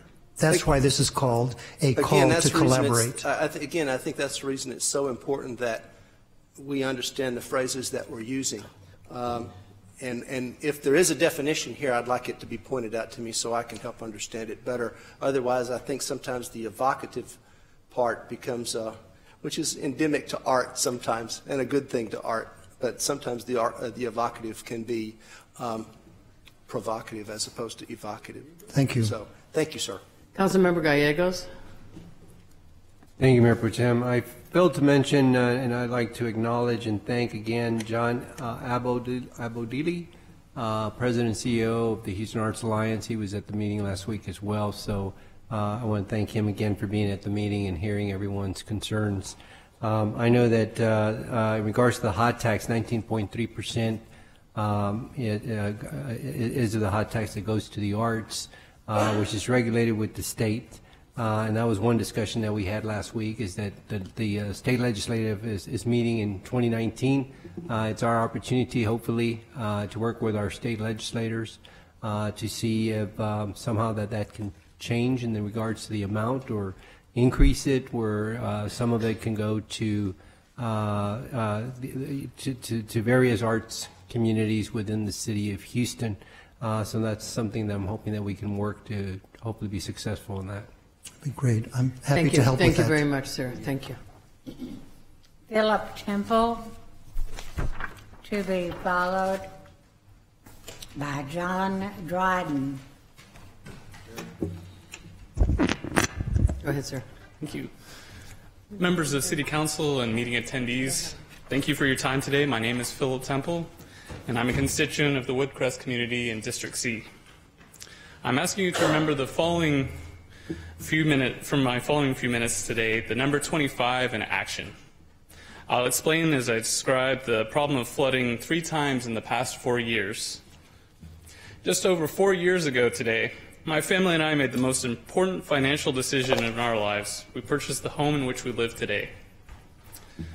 We were excited about the decision until we flooded the first time, Memorial Day 2015. 4 months later, our house was repaired, and we thought the flood was a one-off. In the decades prior to the first flood, none of my neighbors could recollect a similar event in the area. Not even Ike had flooded homes previously. Then we flooded again during Harvey 2017, like many other Houstonians. Our daughter was 8 months at the time. We didn't want her breathing the mold, sheetrock dust, or paint fumes during the repairs. So we spent some of our savings to rent an apartment in addition to our ongoing mortgage payments.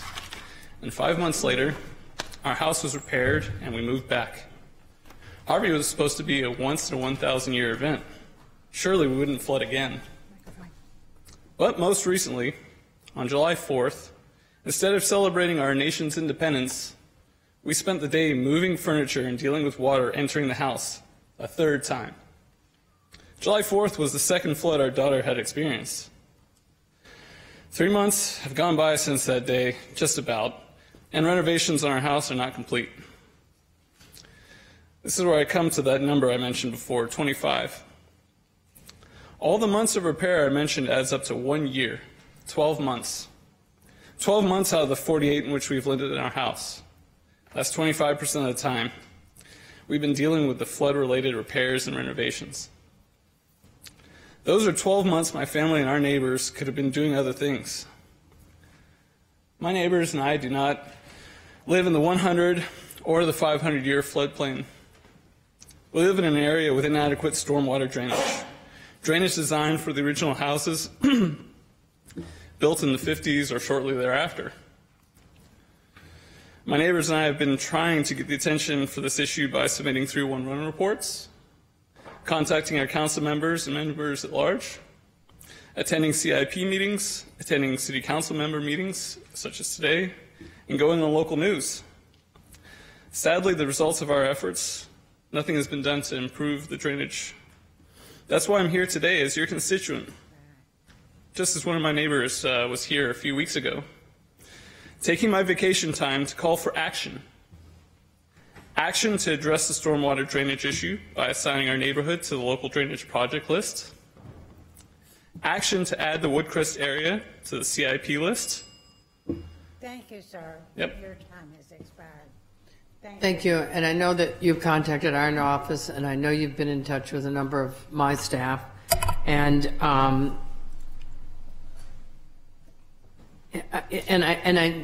know there are no ready answers to to your problem. You're not on the CIP list right now. I know Public Works is looking at trying to do something at Cone and Tyne, I believe it is. And I wish we could do something in a more expeditious manner. We simply can't based on what the regulations are at the moment. Let me turn you over to Councilmember Kubash with a question. Is this the address that flooded, the address you listed here on Cone? Correct. Now, you live in a 3-story townhouse, new home, and so it flooded on the bottom floor. That's the garage and the other part of it. Bedroom and how deep did the water get? The water has gone up to 6 inches in the 3 floods that I mentioned. 6 inches at the max? Inside the house. You know, from what I understand, the I-10 at some point was supposed to be a detention for heavy rains in that area. And I was told that we had blocked off the water draining into I-10. I don't know if that's true or not, but I was told that. So that would have been the relief factor for that area, because I don't know if there's any place for that water to go. Can I respond? Yeah, sure. So we are just south of the railroad tracks where we're located. You're south of the tracks? Yes, sir. So on the sheet that I believe was distributed, you are south of it. Yeah, it shows where exactly we are.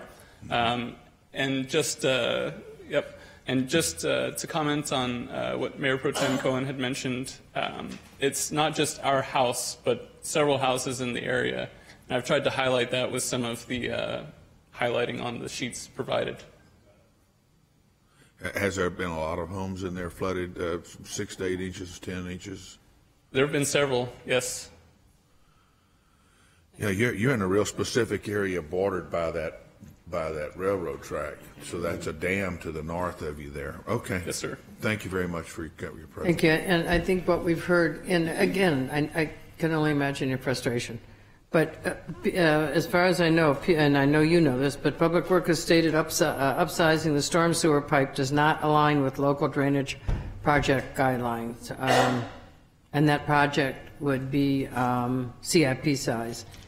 I can suggest that you speak to Monica back there. And I know you've been involved in this, in depth. I don't know whether she can provide you with additional information, but I think it's worth it to chat with her. Okay, I appreciate everybody's time, and as I mentioned, I really hope that we can avoid the paranoia every time a rain is announced. Just to add one comment. I understand. For Christmas, my present for my family was a car jack so that I could lift my car and prevent it from flooding during this latest. And it was actually, came to use. It was good, but I hope that I get it some other sort of present this year. Okay, thank you very much. Thank you. Okay, John Dryden, to be followed by John Kilstock.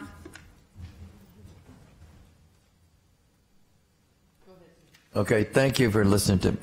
What I'm here to talk about is the most common source of affordable housing is family.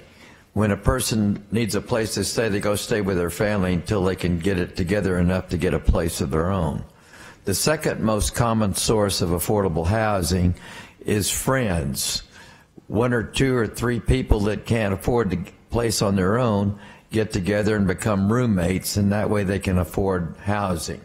The real problem is the way that property taxes work, but that's the state's, but it affects the city because, for instance, you have all of these vacant lands that the only way they're developable is by a 5-story or 4 or 5-story building with multiple units. And so as you drive around, you see these large plots of land that are sitting there and nobody's paying taxes on them. And so the city has to spread its budget over the remaining people. And then, in particular, I was talking about my fourplex. The GI Bill allows a veteran to buy up to 4 units. The reason they do that is because when the veteran gets out of the service and gets a job, he doesn't, there's two problems. He can't afford the payments on a house, and he doesn't have a down payment. So if they get him over the down payment and allow him to buy a fourplex, for example, then he has a place to live and 3 rentals to help him with his mortgage payments. Then when he gets married and has some kids and has some more kids and needs some more bedrooms, he eats one of the rentals till the kids get out of school, and then he goes back to renting it again. Then when the niece and her husband need a place, they come there, stay 4 or 5 years, they go on their way. Mother-in-law comes and lives 15, 20 years before she passes. Then when he gets it paid for, theoretically he has a place to live, 1 rental to hopefully be able to pay his taxes and insurance, 1 rental to go to the grocery store, and 1 rental for recreation. Anyway, so it's recently, a number of years ago, not recently, the city of Houston passed a habitability department, and they went out and it used to be that 5 units and above was considered commercial, and they went to the international code, which says 3 units and more is commercial. And before you can have, then they want you to know where your office is and who your agent is, and basically, before you can have an office, you need 15 or 20 units, and you got to have and below that, it's arbitrary where you decide whether something is commercial or whether it's residential. And anyway, I hope that the city will decide, or the department, will go back to. Thank you, sir. Your time is up. Thank you. Thank you. We don't have any questions. No questions. Thank you. Thank you. John Kilsdonk, to be followed by Afrafi Kapasi. Good afternoon. I'm John Kilsdonk. I go to St. Francis Episcopal School in Houston. I'm here to present my thoughts on the bullet train proposal. I am speaking to you regarding the proposal to connect Houston and Dallas by bullet train. I think this is a good idea. I think our entire country, but especially Texas, needs more rail systems. I think the proposal may convince Texans to take the train more often. In the bullet train proposal, the proposed Houston Terminal Station is at the former Northwest Mall location, which is about 7 miles from the center of Houston.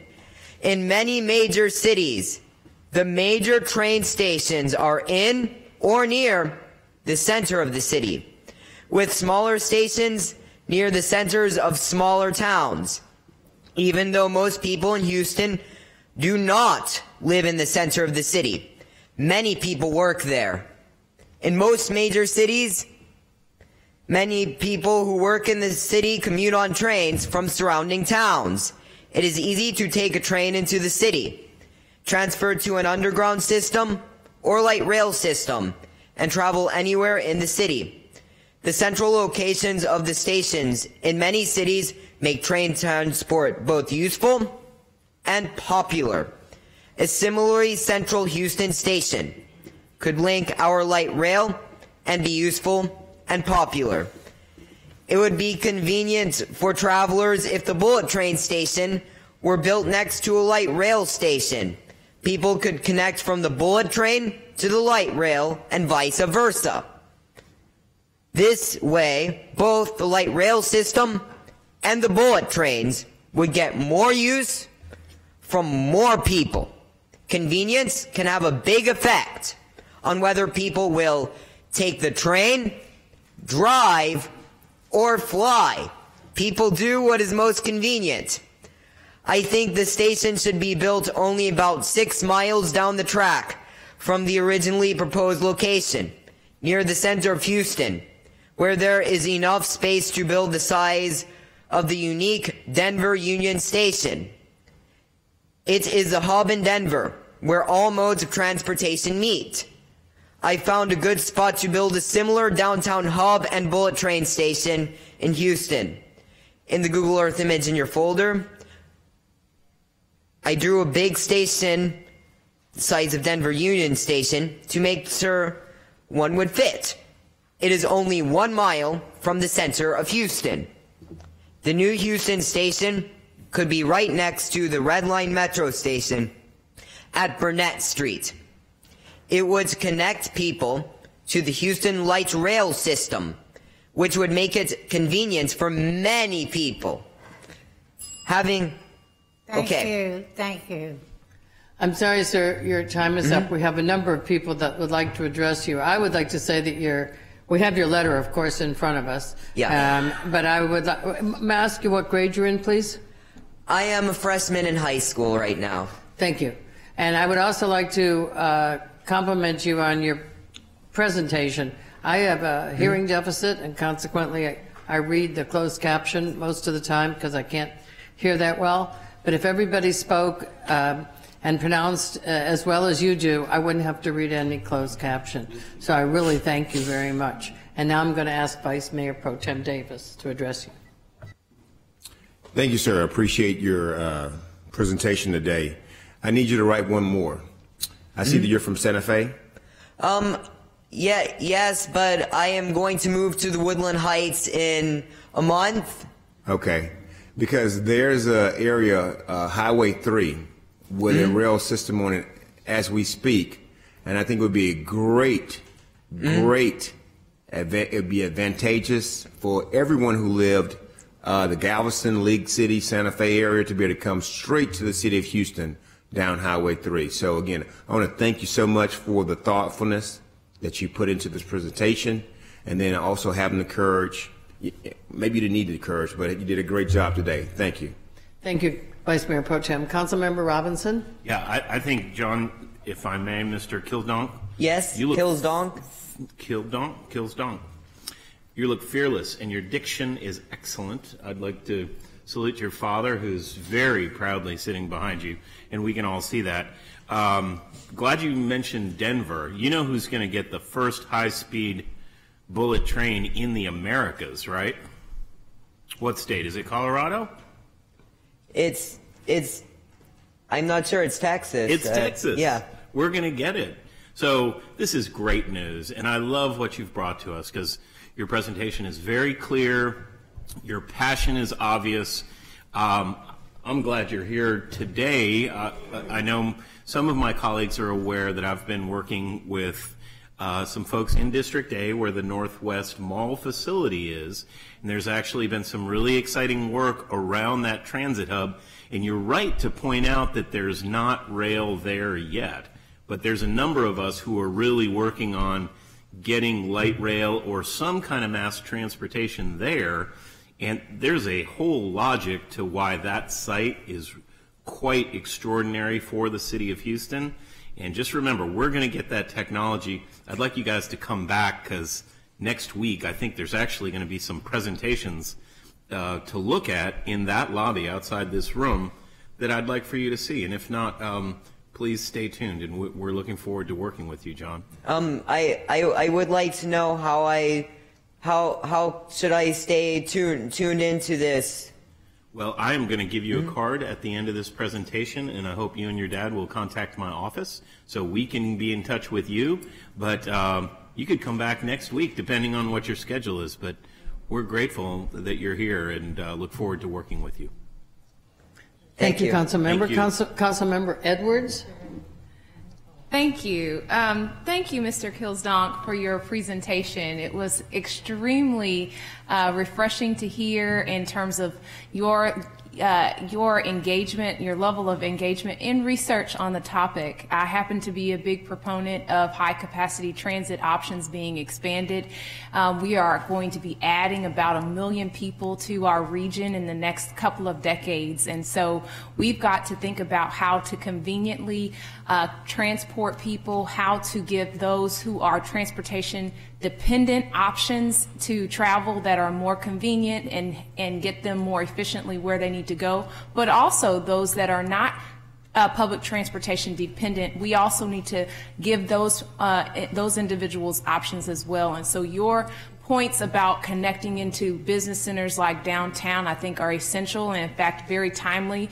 Metro is undergoing what it's calling its Metro Next plan, which is its long-term planning for Metro, and some of the discussions I think are extremely relevant to what you're describing here. I happen to agree with you. I think we need to connect the high-capacity train, speed train from Dallas that's coming into the Northwest Mall area. I definitely think we need to connect it to downtown through high-capacity transit options like rail. So I would love to stay in touch with you. I thought you did an excellent job, and there are a variety of forums that I think need to hear your voice. So if you would, I'll give you my card after session is over. Okay. Thank you. Thank you, Councilmember. Councilmember Kubash. Thank you very much for your very reasonable approach to transit. You know, it just didn't never make sense to me that we would build a rail line to nowhere. I thought we'd build one from downtown to the airport, or, you know, we have 2 airports. It would seem to make sense to take the rail line to the airport. I believe that your rationale about trying to make it workable makes sense. And today I had lunch with the former county judge, Robert Eccles. I don't know if you know who he is, but he's also working with the high-speed rail that will be going from Dallas through College Station area and then on in here to Houston. The motion to extend, second. In favor, opposed, passed. So my the only thing that kind of bothers me is by the time this thing starts taking passengers in 2021, 22, whenever it is, I mean, the clock's running. I'm already 67, you know, and this thing's just, the clock's, I want to be able to ride this baby, you know what I mean? I'd like to get on something that's on the ground 200 miles an hour. That'd be pretty neat. So anyway, I'm sure you'll have a lot more experience over the next 30, 40 years than I will. But thank you for coming. Thank you for your very passionate presentation. It means a lot to us as council members. You woke us up. It was like a cup of coffee. And I appreciate it. Thank you. Thank you. Councilmember Gallegos. Thank you, Mayor Pro Tem. Mr. Kilsdonk, thank you so much for the presentation. It was very inspiring in the sense that I know that Metro years ago was actually proposing an intermodal station there at that location at Burnett Street Station. Their vision was to have Greyhound there, to have Amtrak there, to have the taxi cabs. This was before Uber and Lyft, so nowadays I guess you would have Uber and Lyft there, and the taxi cabs. And this was a station which made a lot of sense. And like you stated, for it to be being proposed at the Northwest Mall is just too far, also in my opinion, from downtown when everyone's coming to the Central Business District. You did mention the Denver downtown intermodal station. I was there about 3 weeks ago in Denver, and I went and toured that. And that was very impressive to know that they had commuter rail, they had light rail, they had on the underground, they had buses, local buses, and buses that were taking you to Dallas and to other cities as well. And that's something I think that Houston needs to be looking at. Is this, I know this is the Texas Central Railway, but is this something, or have you gone to Metro to present your vision? No, I might like to go to Metro. I would like to learn how to do that. Yeah, you can call my office and we'll let you know how you can go about doing that. Of course, they have a board meeting once a month where you can go and present, just like here, present your vision. And I like to also state that with your location here, where you're hoping that this will be at, you can also include when they do the realignment of 45. That would be an easy on and off the freeway to 45 and I-10 and to Highway 69, which would also be there at the new, your vision of this intermodal station. So for me, it's a great idea, and thank you for sharing that. You're welcome. Thank you, Councilmember. And Councilmember Travis. John did a good job on this. It's very informative. But I've got some questions for you. So before you go to Metro, you might want to be thinking about these questions. Yeah. You've got 7 more miles here. How much is that going to cost total, and how much is it per mile? I'm not sure. I have not really researched much on costs. How wide will the corridor need to be when you're going down through that 7 miles? How wide does it need to be? How wide would that corridor be? Because it's a high-speed rail, right? Yeah. So are we going to have it, 50 feet wide, 200 feet wide? And the reason I ask that is, have you thought about eminent domain? I actually have thought about eminent domain here. I did not think too much about how wide this would be, but I put it on the tracks. So yeah, but you're going right through the Washington Avenue corridor right there. So you're going to have a lot of businesses who are going to be a little upset with that. So you're going to have to oversee that and make sure that you deal with those people and get them on board, right? Yeah. Okay, I'm just making sure you think about these things. Okay, so then you get this bike trails you're going to be crossing over. You got to make sure that we can access those bike trails safely, because we're going to have a high-speed rail coming down right through that whole area, right? All these things are for Metro, right? You're going to be speaking to Metro? Yeah, at least I hope okay. So. I really want to plan this out. Okay. Maybe one of you guys could help me plan this. Well, you're on the right track. Okay. I'm just asking you the questions that I think that when Metro comes up, you should have those answers. Then I think you'll be on a better track. Good luck with it. I actually thank you for asking these questions. These will definitely help me get my vision done, and I appreciate that. No problem. You take care. Good luck with it. Thank you so very much, John. And as council, we don't always, we seldom agree on, all of us agree on something. But I will tell you that I think we all agree that you made a very well thought out presentation. I think Councilmember Travis's questions will give you an opportunity to refine your presentation. And a visit to Metro, I think, should be your next stop. So thank you very much. We really appreciate your being here. You're welcome.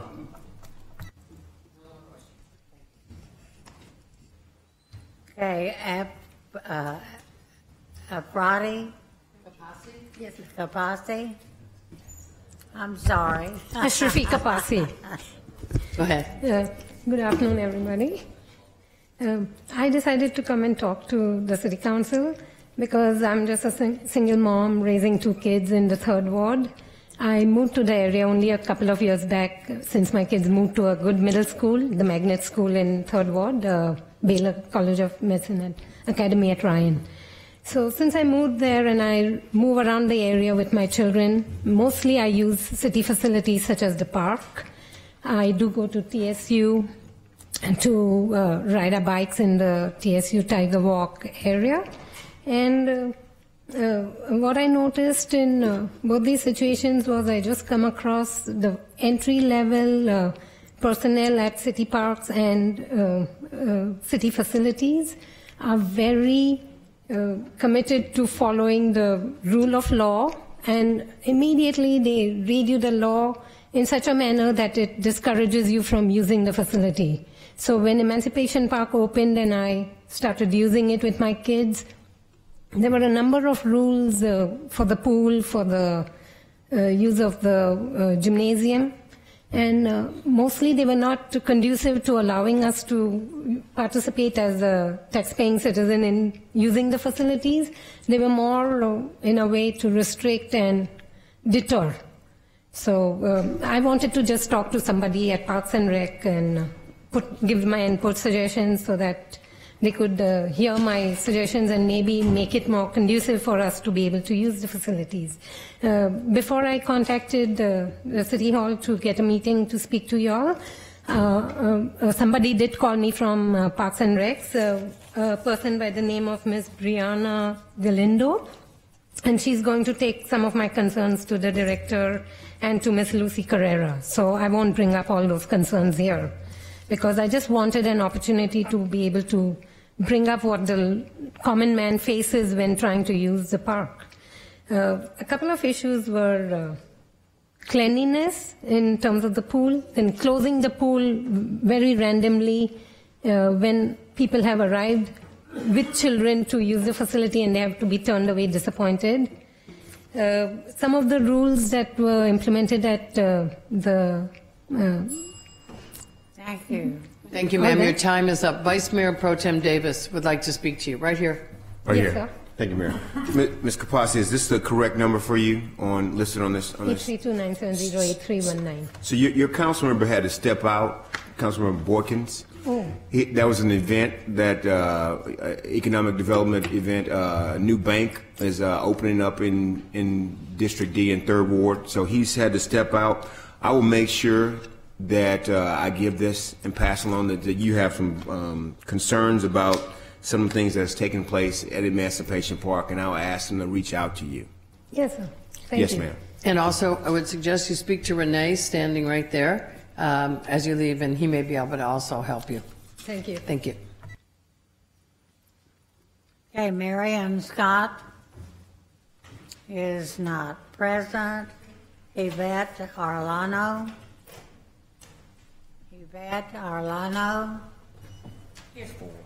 To be followed by Jessica Hernandez.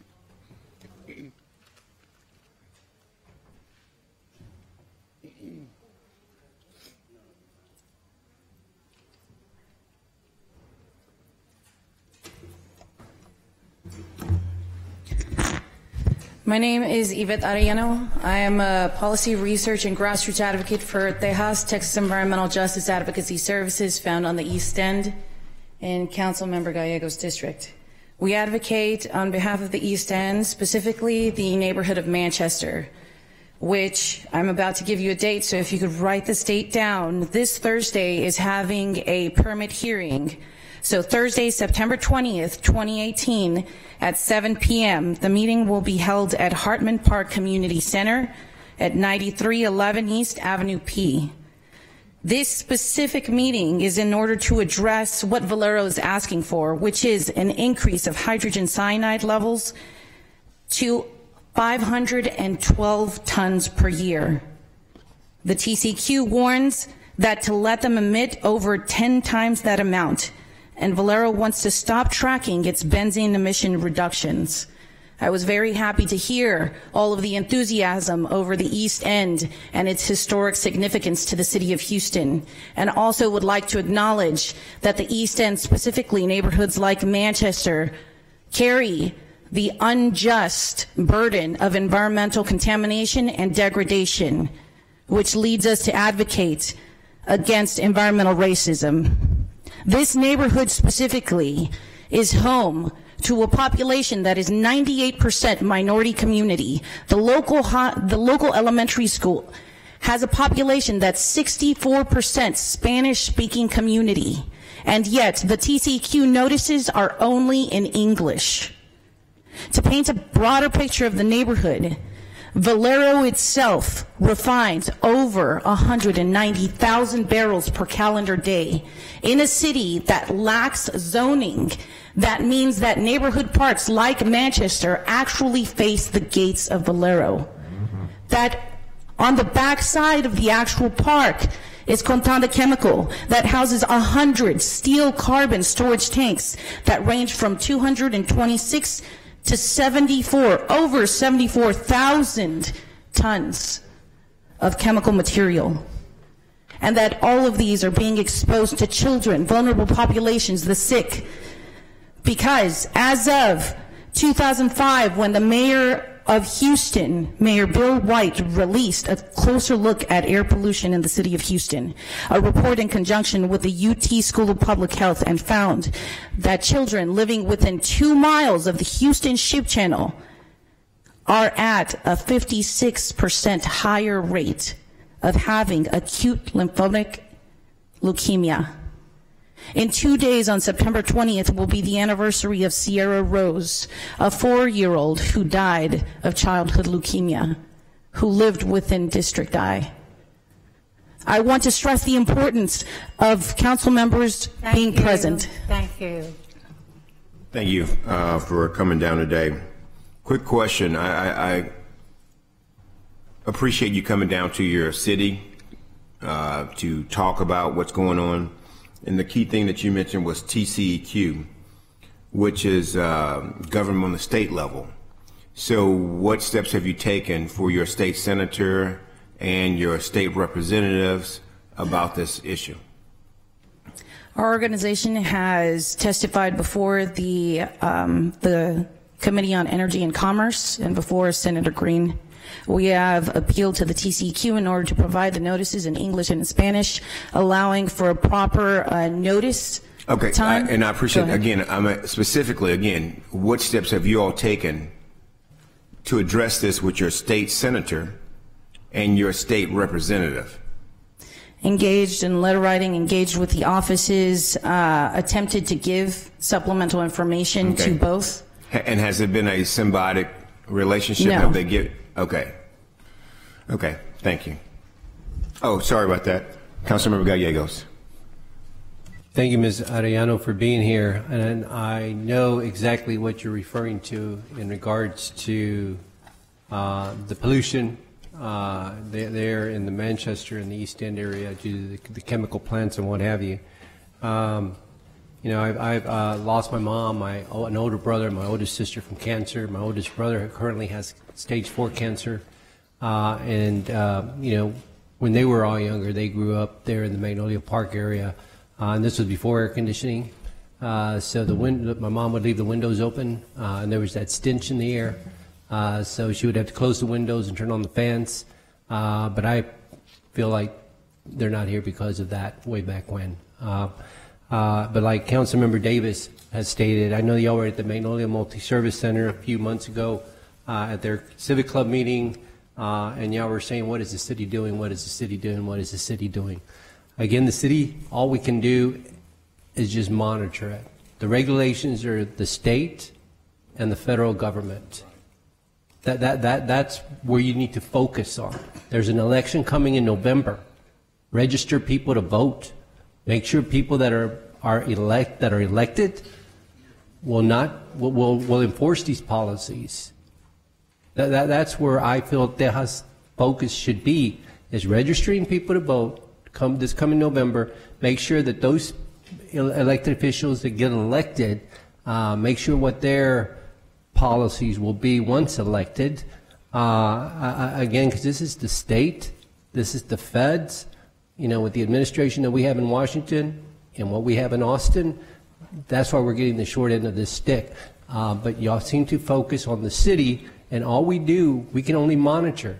We don't make up these regulations. Do I have a chance to respond? Yes. Councilmember Gallegos, I appreciate your statement, but the city of Houston itself was able to sell off portions of Manchester in order to allow for the expansion in Valero not but a year ago. It's these sort of practices that endanger the public health in our communities, like those in Manchester. And so that's why I stress city presence, being there on Thursday, again, September 20th at 7 p.m. at Hartman Park. So, I'm sorry. Oh, go ahead. Sorry. No, go ahead, sir. What state reps and what Congress people are going to be there? Because those are the ones that regulate this. I can be there, but we only monitor this. We don't regulate this. It's the state, it's the feds, and y'all seem to focus on the city, and I just, which is fine, but I mean, if you want things to change, it's the state and the feds, because they're implementing these regulations. And when you get the opportunity, I would love for you to come into my office and with your colleagues from Texas. We just voted on changing the Lara lots to the Houston Land Bank. And there's a new policy. I'd like to focus that on Manchester to see what we can do to improve things. It's going to take a while, but hopefully there's a plan that we can change things. And I would love for you to come into my office and bring other representatives from Texas. I want Air Alliance in there as well, so we can sit down and see how we can focus on this in the near future. And we are engaging in voter efforts with Harris County to engage the largest registration drive, Voterama, and those are part of the House efforts. But I do want to stress that I would like city council members to be present, because this is an issue for the entire city of Houston. We all share this air. And I want to stress it specifically because we can no longer parcel out our city in order to allow for expansions of dangerous plants like Valero. Thank you. Okay, Jessica Hernandez is not present. She's present. Well, is she going to speak? Will be followed by Charles Goforth.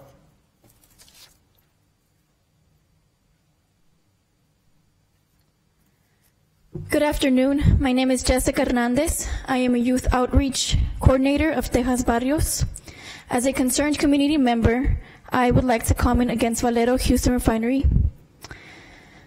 The permit was submitted to TCEQ asking to emit 512 tons of toxic hydrogen cyanide, 10 times more of what is already being emitted, which according to them would only affect a 3-mile radius starting from the facility. They also mentioned that there's only one church near, which is incorrect, as there are several within the 3-mile radius.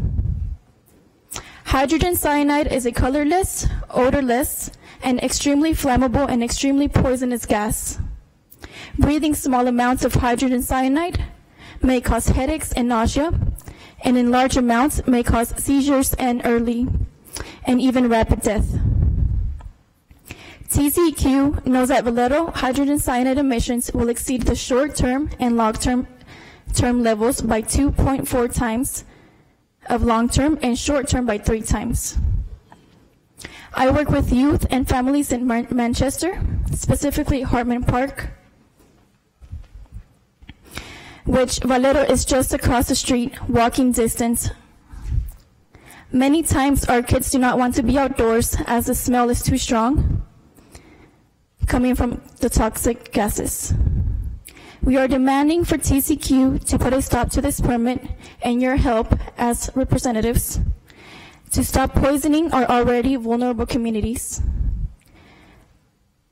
to stop the permit from passing and implementing zoning laws. TCEQ does not release information in other languages, which does not allow everyone in the community to be informed. During Hurricane Harvey, chemicals were released from the refineries and the community was not informed. Meanwhile, individuals were getting sick. Children were running in the water, being contaminated, and exposed to the toxic chemicals. Thank you. Thank you for coming today. Again, I say the same, very similar things that I said to the last speaker. Again, we're focusing on TCEQ, and we need to make sure that we're talking to our state representatives, our state senators, a governor, because even today, early, we just received information that TCEQ was making awards to San Antonio, El Paso, and Houston from the Volkswagen settlement, and we have no bearing over how much money we receive. Okay, because again, it's a recommendation from TCEQ. So we too struggle with TCEQ. Again, I appreciate you coming here to let us know what's going on. But again, my point again, will make sure that you're talking to the organization or the governmental body that works with TCEQ. Councilmember Robinson. Thank you, Vice Mayor Pro Tem. And Ms. Hernandez, thank you for coming down, by the way, and for your leadership on the youth initiative component of Tejas Barrios. It's really important in what you're doing to stand up and speak a voice of power to government is really impressive. And I want to thank you for my colleagues on behalf of them for your engagement, your willingness to fight for your air quality. And I agree. I think if I'm digesting what I've heard my colleagues say and what you and the previous speaker and others have said, this is something that we all really very much care about, and it was accentuated by the storm last year. So yes, we understand that there are toxic gases that are in our air, and we need to do that, whether it's the result of a release or a burn-off, some of the other things that have happened more routinely in Houston's history, and we all need to work together about where we're going. I do also agree with my colleagues, though, that while we can regulate it, while we can monitor it, it is the regulators in Austin and Washington that are the real change makers. We can help put pressure on them. And I think to the point of the previous speaker about the land that is being sold to Valero. We need to be very, very careful about that and enforce very strict regulations for that facility, as close as it is as a fence line community as Manchester is. So thank you for coming down. Don't give up. Yes, I'd just like to mention that we did make comments to in D.C. Okay. Yes. Councilmember Kubash. Thank you very much. There's no telling how many people have passed because of this. My aunt lived in Denver Harbor, and she didn't smoke, but she died of a lung disease, cancer, from all this stuff. And prevailing southern winds blow that stuff right into Denver Harbor. So I believe that all of us on council are aware that this is a real tragic event that's taking a biggest toll on our children, and how tragic that is. When I heard the other lady speak about the child, it was heartrending to me. And so we have to do something. And if this is the place you have to come, then you have to come here, and you have to tell us. And I keep reminding us, and I appreciate that. Thank you very much. Thank you, ma'am. Okay, Charles Goforth. He's not present. You gonna call my name, Anna Russell? I'm just gonna call my Deborah Elaine Allen. Yes, ma'am. Free the people. Free the people. I thought for a minute you were Charles Goforth. Go right All ahead. these crime officers has done and still doing. I never stood in front of a judge. Why? They're a human being like we the people, or had to stand in front of the judge. There's no difference. All these crime, all these patrol officers does is ride around and harass these citizens when they need to keep their butt at their post until called out for a situation. They need to do all the tests and releasing these prisoners, DNA, forensic, hair, nails, blood, etc. Now it's y'all's fault for male and female teachers bundling with their students, because most of the men are locked up and women too are in prison. But a few male and females walk around free. For us that have desire to have intercourse, that releases a load off the brain for anxiety, stress, and tension, a thrill that we all love and need. You all married political people are the only ones having sex. You rich and middle class. Thank you. 1 minute. Thank you. Your time is up. Thank you. And that completes the public session. Thank you. I want to thank all of our constituents that have come down today to speak. That completes our, we stand in recess to tomorrow, 9 a.m.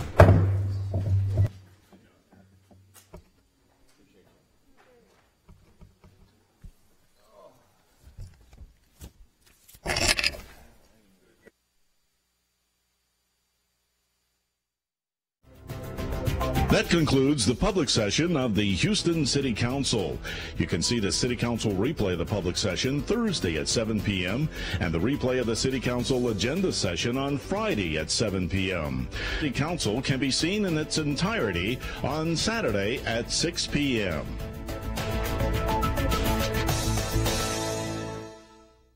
While white Texans have the freedom to attend Texas A&M or the University of Texas, or church schools such as Baylor, Southwestern, or Austin College, Prairie View was the only public school open to black Texans.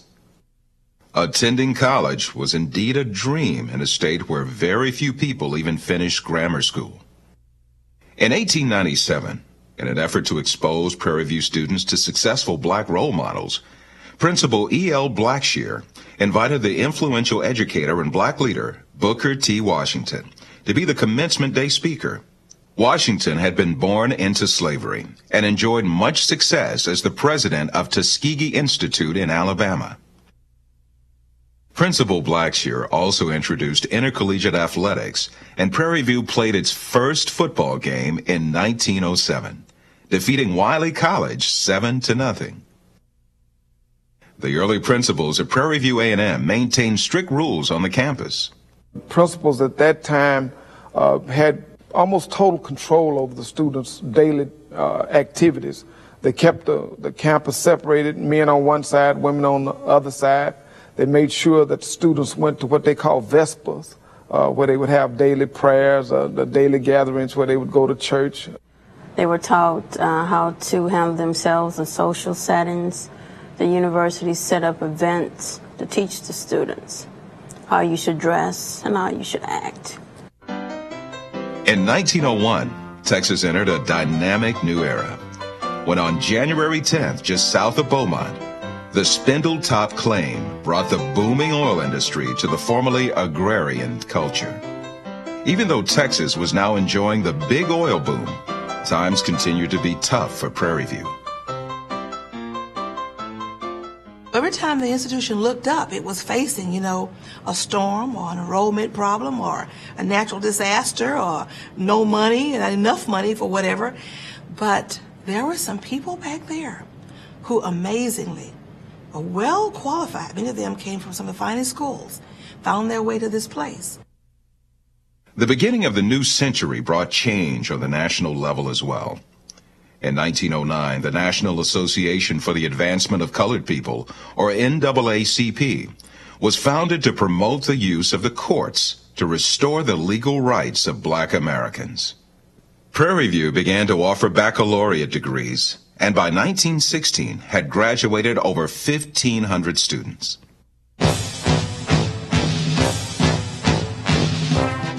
In 1917, World War I broke out in Europe, and by October, the first American troops had arrived in France to join the fight. More than 350,000 African Americans served in segregated units during the war. At the end of the war, the first recognized Reserve Officers Training Corps, ROTC, came to the Prairie View campus. The Cooperative Extension Service was also launched at this time. After World War I, there was a great need for school teachers in Texas, and Prairie View soon became the major source of teachers for the segregated Black public schools. Now, Prairie View, for the first part of its origin, was what we call a normal school. We had normal schools throughout this country. They gave them 2 years of undergraduate education, then they put them out in the field. This went on, until the early 20s at Prairie View. They were great creators of teachers, great creators of vocational teachers, great creators of agriculture, home economics, and what have you, in those particular years. Black communities across Texas faced a severe shortage of doctors and nurses. And Principal J.G. Osborne, believing strongly that African American women should be given the opportunity to enter the medical profession, started Prairie View's School of Nursing in 1917. Prairie View's nursing program is the oldest nursing school west of the Mississippi, and the oldest nursing school that enrolled African American students in Texas. W.R. Banks next served as principal for Prairie View from 1925 to 1946. During this time, the college continued to expand and to attract more students. Principal Banks instituted many progressive ideas and led a notable struggle for equality in education and social justice for blacks in Texas. They had a program that every student who graduated from Prairie View must complete 6 hours of what he called industry. And that means whether you were in liberal arts or music or you name it, you had to learn something by which you could do something vocationally. During this time, Prairie View's academic reputation grew, and it began to be known as the Center for Learning and Community Outreach for Blacks in Texas. The school touched the lives of countless farmers and homemakers in rural communities through the Agricultural Extension Service.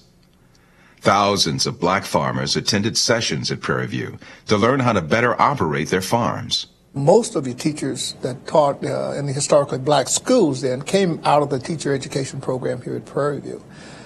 In addition to the teachers, the nursing piece came out of Prairie View. So you had a lot of your nursing program, nurses here in the state came from this program. While the school was making a name for itself and making great strides in the education of its students, blacks were still viewed by many to be second-class citizens. During his 20 years as principal, W.R. Banks, a man of strong intellect and background, was never afforded the opportunity to meet with the Board of Regents of Texas A&M. The legacy of inequality for blacks had yet to be changed, and it was not to change for many years. One might ask, what was the opportunity for black students to get a higher education, university education in Texas. If they didn't go to a private school, prior to 1947, the only public institution that they could go to in this state was Prairie View. Throughout its history, Prairie View faced a continuous struggle for funding and recognition. Since black students were not allowed to attend other public colleges in Texas, the state legislature declared that Prairie View should receive equal funding in proportion to the white colleges. However, Prairie View rarely received this equal funding. As a result, the campus facilities and grounds were in bad shape. It was horrible. The first time I went on that campus, I couldn't believe it. As I said, it was muddy. There were no sidewalks. It wasn't like the University of Texas in terms of the polished, manicured lawns and the incredible landscaping. Prairie View did not have the sidewalks. It did not have the facilities. And it was just appalling. But students, the spirit was high. The interest and the energy expended on the campus got you excited about the potential and what was going on. And it was never perceived in my mind as something that we could abandon or something that wouldn't be worth the effort that it would take to bring it up to par. In 1941, nearly 40% of all black students in Texas attended Prairie View. Prairie View graduates were becoming community leaders across the state, prompting Texas Governor Leo Daniel to visit the campus. I'm a product of Prairie View A&M University. I got a master's degree in secondary education with emphasis on secondary education. I wanted to teach exceptional children, and at that particular time, Prairie View was one of the few schools within the state of Texas that offered that program. It was offered at the University of Houston, but because I was black, I was not allowed to go to that school. At the time, other black students attended private or church schools, or were actually paid by the state of Texas to go out of state to receive an education. What Texas also had as a provision was that any student, African-American student, who wanted to go into a field where the degree was awarded at UT but not awarded at Prairie View, the state would pay for them to take that curriculum someplace else. We lost some of the brightest and best minds that could have been an asset to this state because we would not let them develop academically or intellectually in Texas. It's our loss. The administration of Prairie View struggled for funding just to maintain the campus facilities. New facilities and other campus amenities were only a dream. The campus was small and more or less agriculturally oriented. They had little houses where the faculty lived around the perimeter of the university. And I lived in one. The president lived on the other corner.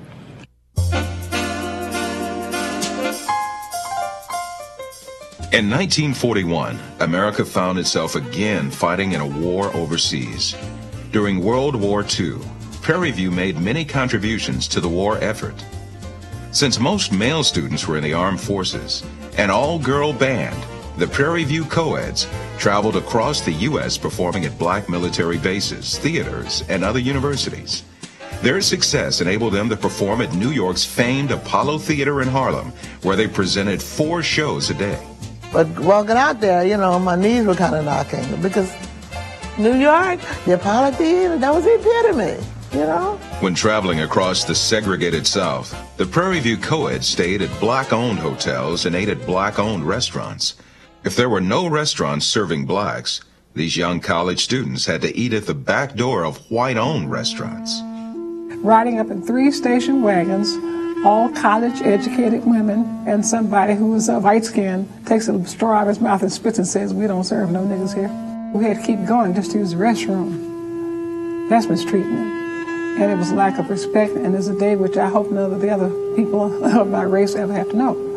But nevertheless, we were above that, and we rose above it.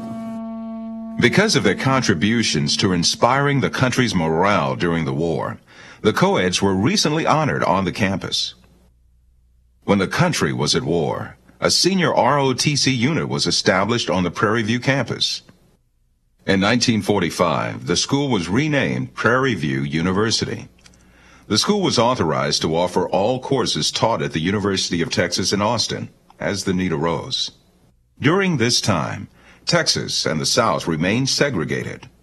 Even the Prairie View campus maintained segregated facilities. When the all-white Texas A&M Board of Regents would occasionally visit Prairie View, they would dine in a whites-only dining room on the second floor of Hilliard Hall. Dr. E.B. Evans, who was appointed principal of Prairie View in 1947, was not allowed to enter the whites-only dining room and spoke with the visiting regents through an intercom. Dr. Evans, who was then the principal of Prairie View, couldn't go in the room because it was so white. So they built an intercom and put it out in the hall. So the first intercom on the campus was over in was in the dining hall at that time, Hilliard Hall, so that the board could talk to Dr. Evans out in the hall. When Dr. Evans started going to College Station, he couldn't attend the boardroom. When it came 12 o'clock, we went across to what's called the colored section of town and got lunch. When Evans would come down to a meeting in Houston at the Rice Hotel, he would have to use the freight elevator to go upstairs to the meeting. He couldn't go to the front door. A university president. In 1948, 70 years into its existence, the Texas A&M Board of Regents officially agreed to allow Prairie View to have a president, and Principal E.B. Evans became President Evans. Because the stores and restaurants in nearby Hempstead were segregated and would not serve blacks, the university became almost a town within itself. Eventually, Dr. Evans convinced the Hempstead merchants to integrate and accept Prairie View students as customers. Prairie View now boasted an annual enrollment of more than 2,100 students with 245 faculty members. Recognizing the need to train and build a workforce of skilled engineers, Prairie View established the School of Engineering in 1950. It would soon become the major source of black engineers in Texas. By the 1970s, the School of Engineering had trained more black engineers than any other college in the U.S. For years, Prairie View sought academic accreditation comparable to white universities. The school finally received its accreditation when it was accepted for membership in the Southern Association of Colleges and Schools in 1958. Dr. Alvin I. Thomas was elected president in 1966 and served until 1982. Dr. Thomas's contributions during his tenure were substantial, including the establishment of the first Naval Reserve Officer Training Program at an HBCU.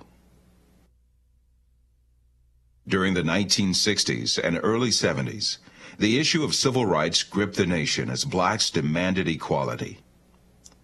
Student protests relating to the Vietnam War and civil rights issues occurred on college campuses across the country. The Prairie View campus was also affected by the unrest as students rallied in support of civil rights issues nationwide. In 1971, 1,500 Prairie View students staged a protest in front of Dr. Thomas's home demanding more student freedoms. Dr. Thomas closed the school down for a few days and sent all the students home. In good times and bad, Prairie View always had excellent support from the African American community. Black families from all over the state sent their sons and daughters to the school to be educated. However, many former students recall the campus as being isolated and provincial. The rules were very strict. You had to be in the dormitory by a certain time, and you had to sign in. You had to sign in, sign out, and your senior fellows made sure that you were studying in your room.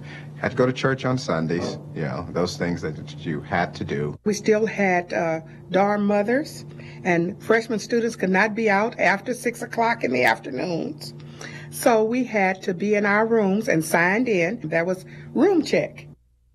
The girls were kept on one side of the campus and the boys kept on the other side. For example, in agriculture, we did not have any females majoring in ag because they couldn't come on this side of the campus.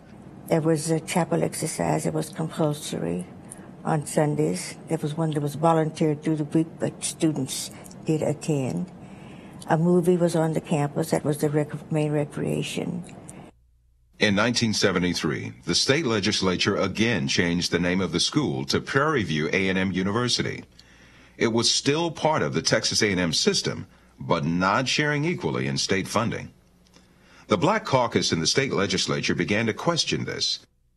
State Representative Symphonia Thompson was part of the group looking into the funding issue. In 1974, Wilhelmina Delco was elected to the state legislature. She soon became chairman of the Committee on Higher Education, which had oversight of public colleges. This would prove to be a great advantage for Prairie View. It was very difficult to get the Prairie View agenda at the top of the legislative agenda for the Committee on Higher Education. There were people who didn't even realize that it was a problem, did not even know of how Prairie View stood in relation to other institutions. We got it at the top of the agenda, and we had the unqualified, unanimous support of the members of the caucus and a lot of other members of the House. The support just was there. One source of irritation to the Black Caucus was the Permanent University Fund. This fund, called the PUF, was established in 1840 when Texas was still a republic. The Texas Congress set aside a large amount of land in West Texas to pay for higher education in Texas. Years later, when oil was discovered on the land, the value of the PUF soared, exceeding all expectations. But it was not without controversy. In 1931, the legislature split the fund. 2/3 of the income would go to the University of Texas and 1/3 to Texas A&M, since these were recognized as the two flagship state colleges.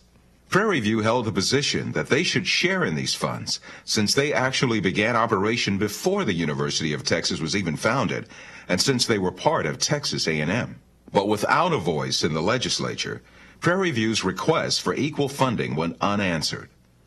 So African Americans were not allowed to attend Texas A&M or UT, and the one school they could attend, Prairie View, did not share in the income from the Permanent University Fund. Ms. Wilhelmina Delco put these petitions on the floor of the House of Representatives, and they were able to pass a measure to have a ballot initiative to recognize Prairie View as one of those three institutions in the Constitution of the first class. And that then, too, would allow us to share in the Permanent University Fund money. When the Permanent University Fund was established, the assumption was that Prairie View got an appropriation from that fund initially, and it did initially. But then when the voters chose to put a medical school at Galveston, the legislature did not appropriate enough money to fund the development of that medical school, and the legislature just ignored the fact that the comptroller took the available money that should have been divided between UT and A&M and Prairie View, and took the Prairie View portion of that money and sent it to the medical school fund in Galveston. In the early 1980s, a bill was introduced in the state legislature that would eliminate Prairie View and Texas Southern. The property would be sold and the students transferred to other state colleges. This threat mobilized the Black Caucus to work even harder for equal funding for the black colleges. In 1984, with pressure from the Black Caucus, an amendment was added to the Texas Constitution that enabled Prairie View A&M to join the University of Texas at Austin and Texas A&M University as the state's only constitutionally designated institutions of the first class. This entitled Prairie View to share in the PUF. For the first time in the 106-year history of the university, the state of Texas agreed that Prairie View was on the same level as Texas A&M and the University of Texas. Finally, the winds of change swept through Prairie View. After years of struggling, the school saw a strong increase in its funding and recognition. With the additional funding, its campus facilities and academic programs became more competitive with other Texas colleges. The Board of Regents of the Texas A&M University system expressed its intention that Prairie View A&M become an institution nationally recognized in its areas of education and research.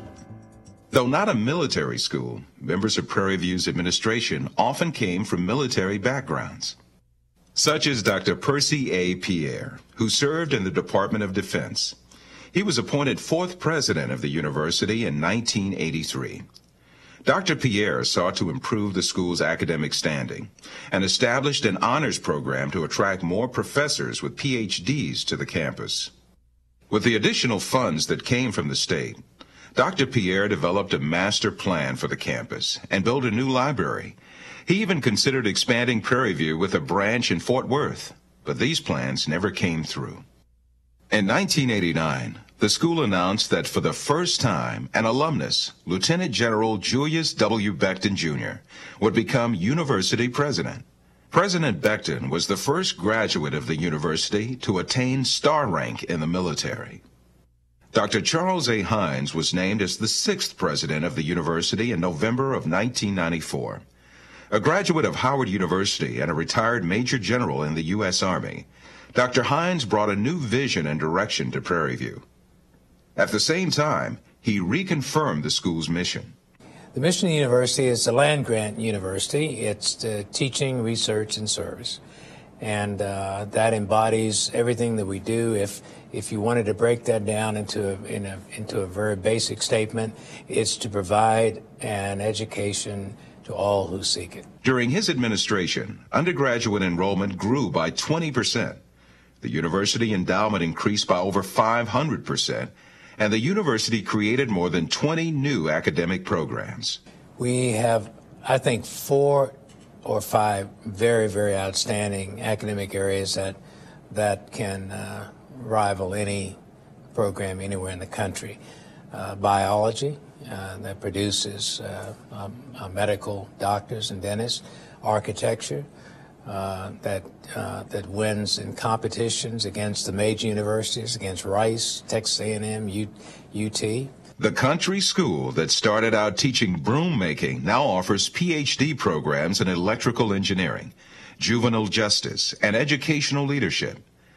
Prairie View graduates are working with NASA and designing nuclear submarines for the U.S. Navy. Prairie View now offers virtually every field of study.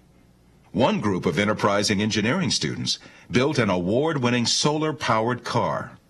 The university has made a greater contribution to the general society in that we have educated large numbers of folks in the humanities, in the social sciences, and particularly in engineering, computer science, business, those areas. And our students are everywhere. Prairie View also qualifies for federal grants and research funding. We have a number of research projects going on at Prairie View. Among those that really stand out are those that are funded by agencies such as NASA, those funded by the Air Force.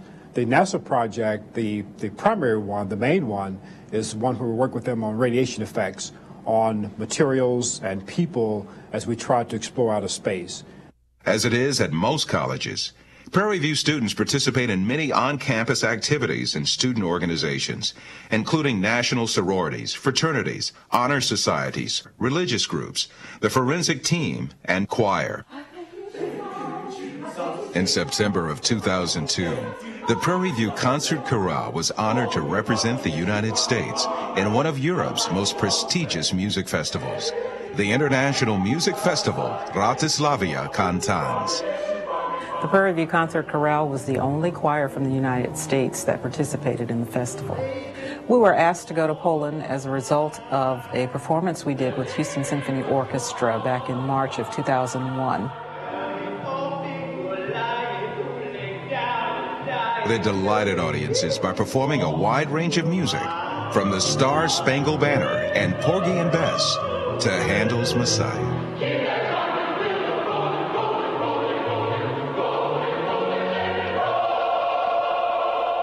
Quite an honor to be invited to go, and the actual experience was unforgettable.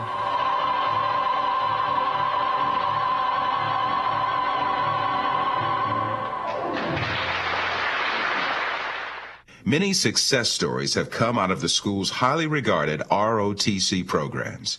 And I think the ROTC program was one of the best things that we had. We, as black kids, African-American kids back in that day, that was a great opportunity to really get a chance to move into another sector of our society that a lot of people didn't get. And I think that's important so we can really be well-rounded as we move about. Even though the school's buildings and faces may have changed, the very soul of Prairie View remains constant. A sense of heritage and working towards social change still permeates the campus. As an example, the theater department is working to change the image of minorities in film and theater. We must change the image of the minority in television, film, and on stage. We can do this through the arts, through theater, and that is my goal. I think that the theater can change an image, because if we see different kinds of minorities, different kind of families who are minorities, we can get a different perspective of who minorities really are. The School of Architecture is taking a leadership role in rebuilding America's inner cities. Currently, only 1% of America's registered architects are African American. Prairie View is working to change that. We have added construction science, and we have added also a Master of Community Development, and we just finished transforming the Bachelor of Architecture, which is 5 years, to a Master of Architecture as a professional degree. The College of Nursing, as it has since its founding, works to promote and maintain the health of underserved populations. We graduate more minority students than any other nursing program. And so if you look at a history of almost 80 years of graduating nursing students, I think the number of students that we produce that have made a major contribution to nursing in Texas is quite large. The university also recognized the need to train students in research science and opened the first solar observatory in the state of Texas in the summer of 1998. We will produce the architects who will rebuild America's brownfields and rust belts. We'll produce the doctors that will cure, the nurses that will care, the engineers that will build. 1, 2, 3, let him have it! Colleges and universities in the South are often defined by their sports programs. And Prairie View, in addition to its academic achievements, was always well known for athletics. From the early 1900s to the 1970s, its football and basketball programs celebrated championship after championship and produced many athletes who went on to play professional ball. But when the previously all-white colleges began admitting black athletes, Prairie View saw a decline in its once proud athletic program. A perennial rival was always Wiley College, Texas College. And when Texas Southern started to grow up, they became a great rival. When I was a student here then, one of the things of pride was that we won everything. Basketball, football, you name it, we had a powerhouse. They called it the Notre Dame of black college football. Any sporting event down at Prairie View was a big thing. We only had the stadium with the one side of the field that had the real large bleacher on, another side had a small stand. It was packed. I remember doing a swag tour. Coach Eddie Robinson from Grambling said that when he first started coaching at Grambling, he used to fear coming to Prairie View because he would get beat up. You had guys that would just knock him out. So Eddie Robinson didn't even like bringing his teams out to Prairie View.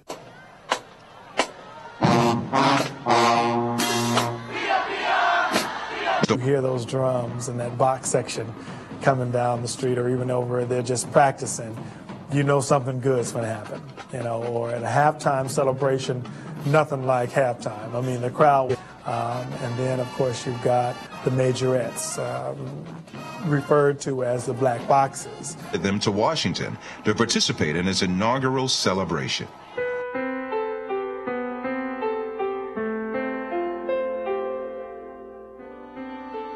Even though athletics are rebounding at Prairie View, tragedy struck the men's track team in February of 2000. While traveling to a track meet in East Texas, 4 athletes were killed when their van crashed on a rural highway. Deep emotions arise when we talk about that incident, because it really struck chords with us as a university family. The sense of loss was almost like a complete blanket of darkness fell over the campus.